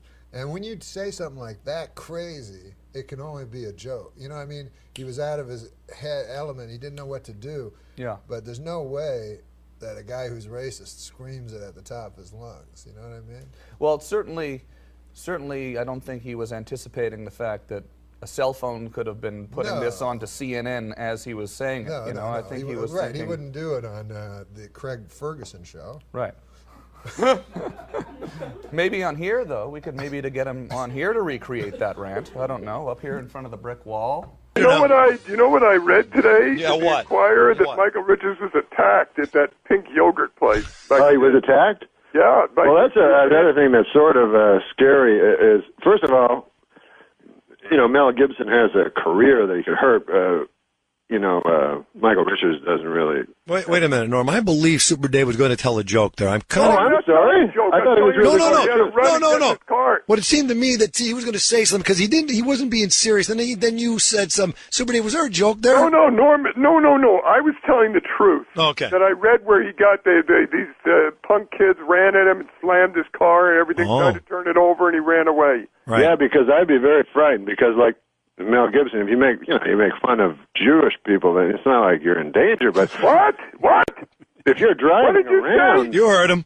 Oh, hey, here's the thing, and I'm going to say it again. Here's a very funny thing that happened. Marlon Brando, remember, said that Hollywood ran. The Jewish people ran Hollywood. That's right. Yeah, but Marlon Brando. And then he had to apologize. Marlon Brando. And they let him work. Anything. Marlon Brando lived. Well, listen to Norm MacDonald and Super Dave argue about the Jews. Marlon Brando lived behind a cardboard cutout. What? He lived behind a cardboard cutout. He was 900 pounds. So he could basically say anything. No, but don't you think Michael Richards would be kind of in peril? And well, but I don't think he had a career. No, I'm saying just physically. Hey, did you cut us off? I didn't. Are we just talking? Yeah, you guys. We're not even on the radio. You haven't been on for the last hour, but it's great. So great. I haven't talked to Norm in about 3 weeks. Jonathan, don't you think that Michael Richards may have his life sort of in danger? Yes. No, I would move to either Tucson or Idaho. Yeah, or Wisconsin. Why, is Wisconsin good too? You know what I'm saying? Yeah. You mean like just a shack in the woods or something? Or Boston. He could move to Boston. Yeah. Stay hard. Wait a second. No, wait. You know the joke about B.B. King's wife? No. You don't? No, I don't think so. B.B.'s having a birthday, so she wants to surprise him, so she goes to the tattoo parlor. She says, put a B on one cheek and a B on the other. So the guy does it. She goes home. B.B. comes home. She opens the door, bends over, drops her shorts, and says, surprise! He said, who's Bob? Oh, that's great. There it is, ladies and gentlemen. There it is. The one and only Super Dave Osborne and his joke about Yeah, sell that to Michael Richards, man. Well, Wow. that's not a racist joke. Yeah, sure it isn't. Who's Bob? Yeah, you know, that's the way you want to broadcasting in stereotypes, 97.9 I tell you what, FM. let's do it this way. Yeah. Bob Hope's wife goes to a tattoo parlor. No, but you chose an African American. Well, the Bob Hope is dead. Yeah. Go ahead. And she says, put a B on one cheek and a B on the other. She comes home. Bob Hope comes home. She bends over, pulls her pants down, and he faints. Now, Bob Hope is dead. Yeah, I know. Bring me the body of the great Bob Hope.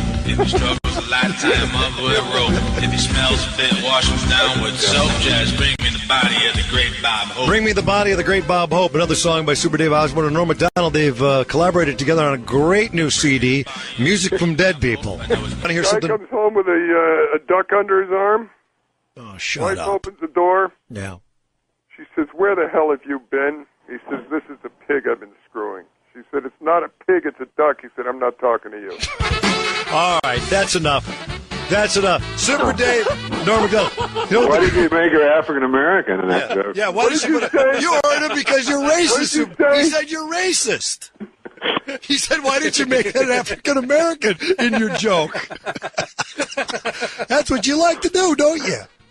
Super Dave. Hey, don't you feel sorry for Michael Richards, really, though? All right, come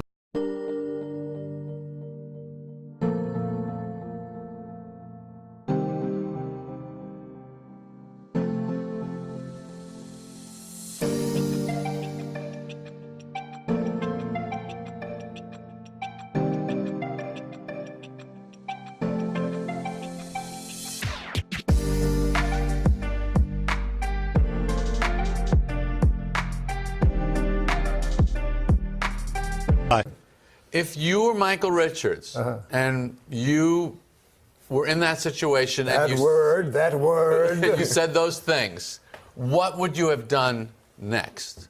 Well, I think what he did was panic and start pretending it was Lenny Bruce.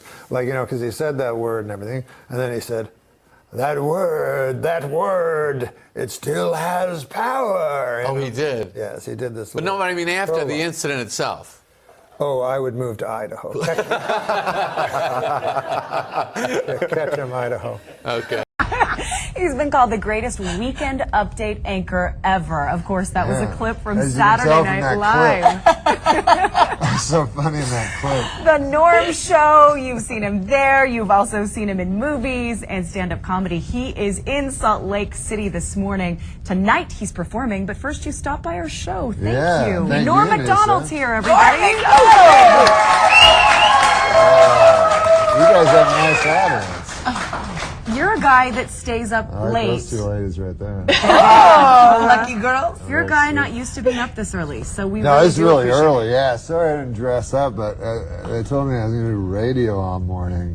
I know he gets here, he was like, wait a minute. Yeah, you said Scruff, Scruff is in. It looks like it's deliberate. I have to tell you the funniest story. Just last season, we were up in Deer Valley with some friends, and we had met somebody who looked just like you. Yeah. And so the whole time we're there, his nickname was Norm. Yeah. And so when we'd go out and we'd be skiing, we kind of used it to our advantage. Yeah. And he'd be like, oh, don't you recognize me? I'm Norm MacDonald. He was really flattered, and we told him that too, by the way. So we used it to our advantage all the time. And now meeting you in person, you guys are eerie. You and Mark Warren look She identical. feels like she knows you. I feel like I know. She's him. hung out with you Yeah. lots. More than once.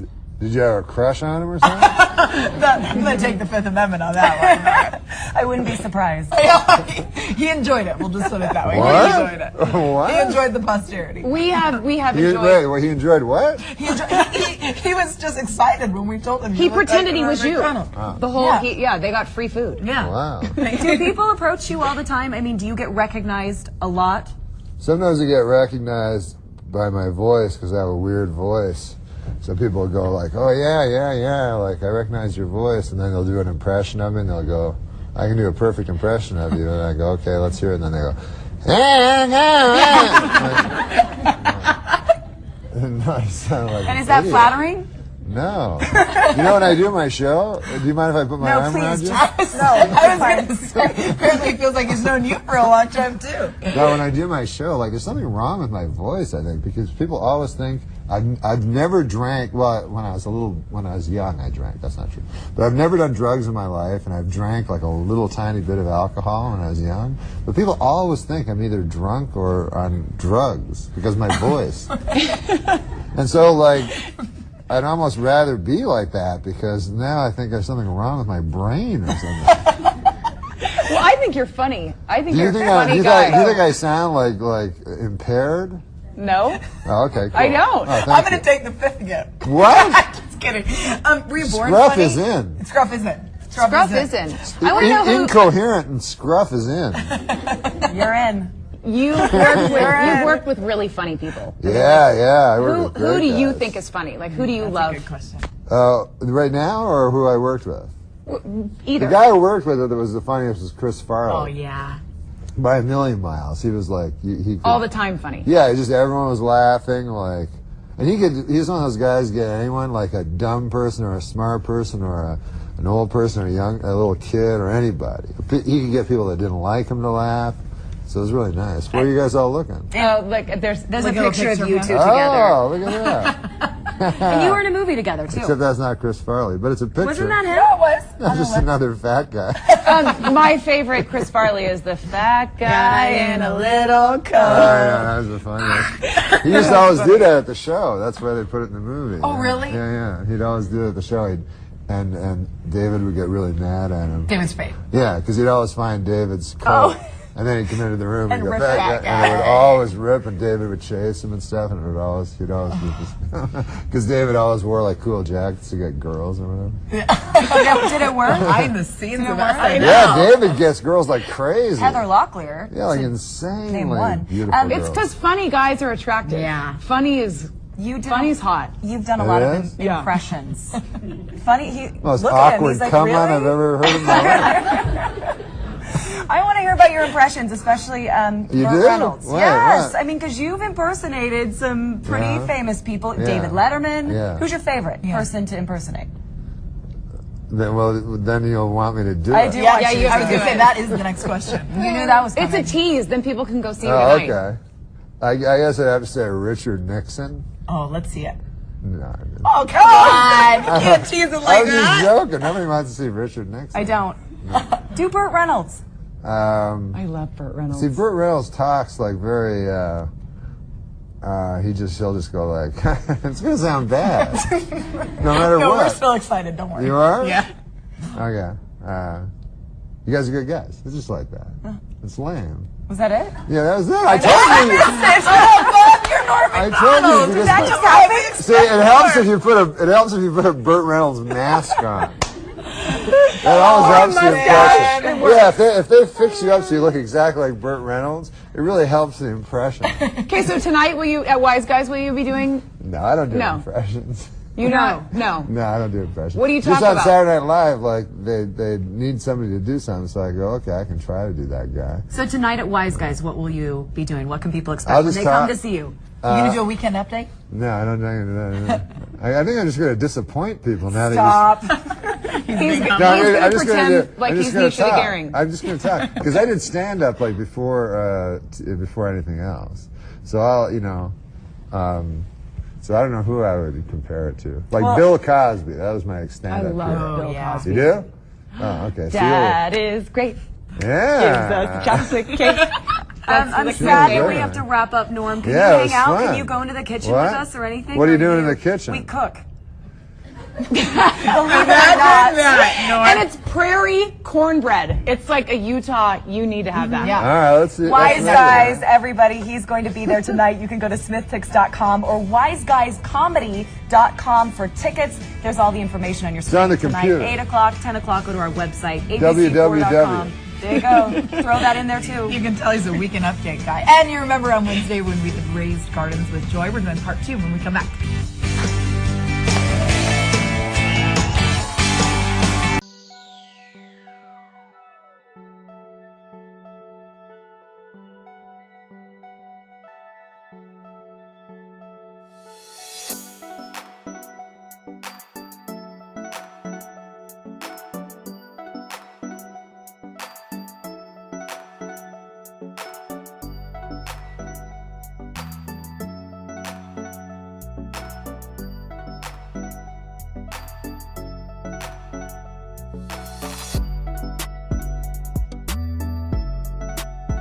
Well, of course, you watch the real news here on ABC4, but if you were ever interested in the fake news, that would be this man right here. Norm MacDonald is back, and we are talking about all of his stints that he's done on TV, movies, his comedy show that's coming up to Ogden this weekend or tonight. So, Norm, first of all, how many years did you do the fake news on Saturday Night Live? About 5 seasons?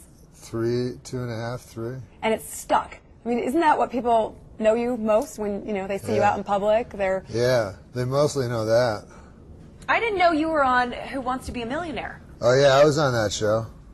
You could have won $1 million. I saw that. I won $500,000, but I didn't get to keep it. I had to give it to a charity. Darn it. What charity did you give it to? I gave it to, well, I always wanted to meet Paul Newman.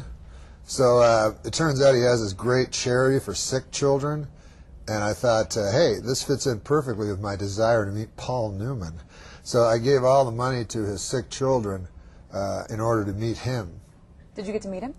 No. No? He sent me a letter, but then I felt guilty, like that I'd given all this money to the sick children only to meet Paul Newman. So I talked it over with my Lord, and I decided it was a venal thing I had done. Well, you had good intentions. And maybe because... No, I had bad intentions, but I ended up with good action. I had good results. I had a good result, and then I didn't pay off on my bad intentions, so it turned out it was all right. All right, so you're back. You got to do Wise Guys last time you were in Utah, last time you were on the show. And Utahns were like, whoop, Norm. Yeah, they went crazy, man. I found myself a beautiful, 3 beautiful wives when I was here. Good.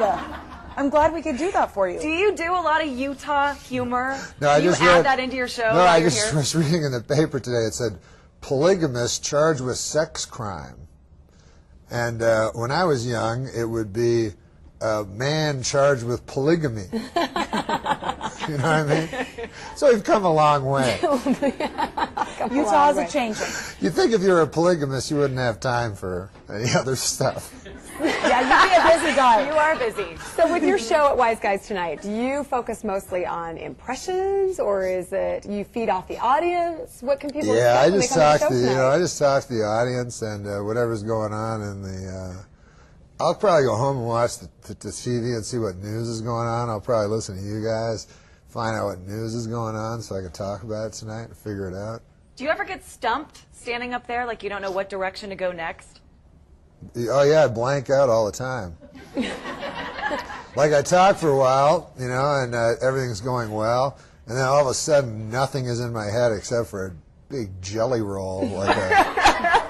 Like when I dream of jelly rolls. You guys like jelly rolls? They're good, yeah. Yeah, but don't dream about them. Yeah, no, I went to a psychiatrist once. I think he thought I was a moron, but he goes, can you describe your dreams for me? I'm like, I dream about jelly rolls. He goes, what else? I go, that's it. And he's like, what? He made like a weird face that a psychiatrist is not supposed to make. So you know you're in trouble. Jelly rolls as a kid, or that's like your favorite treat now? No, it's like, it brings me great peace. Like right now, if I close my eyes, jelly rolls will start floating in front of the back of my eyelids. Okay, close your eyes. Think right. Jelly rolls while we talk about where you are tonight, Friday. It is Wise Guys Comedy in West Valley. So you're close by. How are the jelly rolls going? They floating? Yeah, they're beautiful. Good. What flavor is it? Strawberry? No, raspberry? Oh, there's always raspberry jelly rolls. Raspberry. Friday, November 6th, 8 and 10. And you're not here tomorrow night, right? Just tonight? So No, I'm just going to be here tonight. Catch you while you're here. Pardon me? So get tickets and get there tonight. Or not. Whatever you like. Oh. I'm trying to help you out, Norm. I'm selling it for you. No, but I don't want people to, you know, if Listen, I don't want people to show up at my show if their great aunt has walking pneumonia. That's probably she'll survive. It's okay. Nah, stay with your great aunt. Give her the love, you know. Well, with swine flu going around, you may not have an audience if you keep up that. So, all right. I'll be fine. All right, so check out Norm tonight at Wise Guys in West Valley. Thanks, Norm. All Thank you, guys. Up next, we are talking how to get your lawn looking green in the spring with Joy. We'll be right back.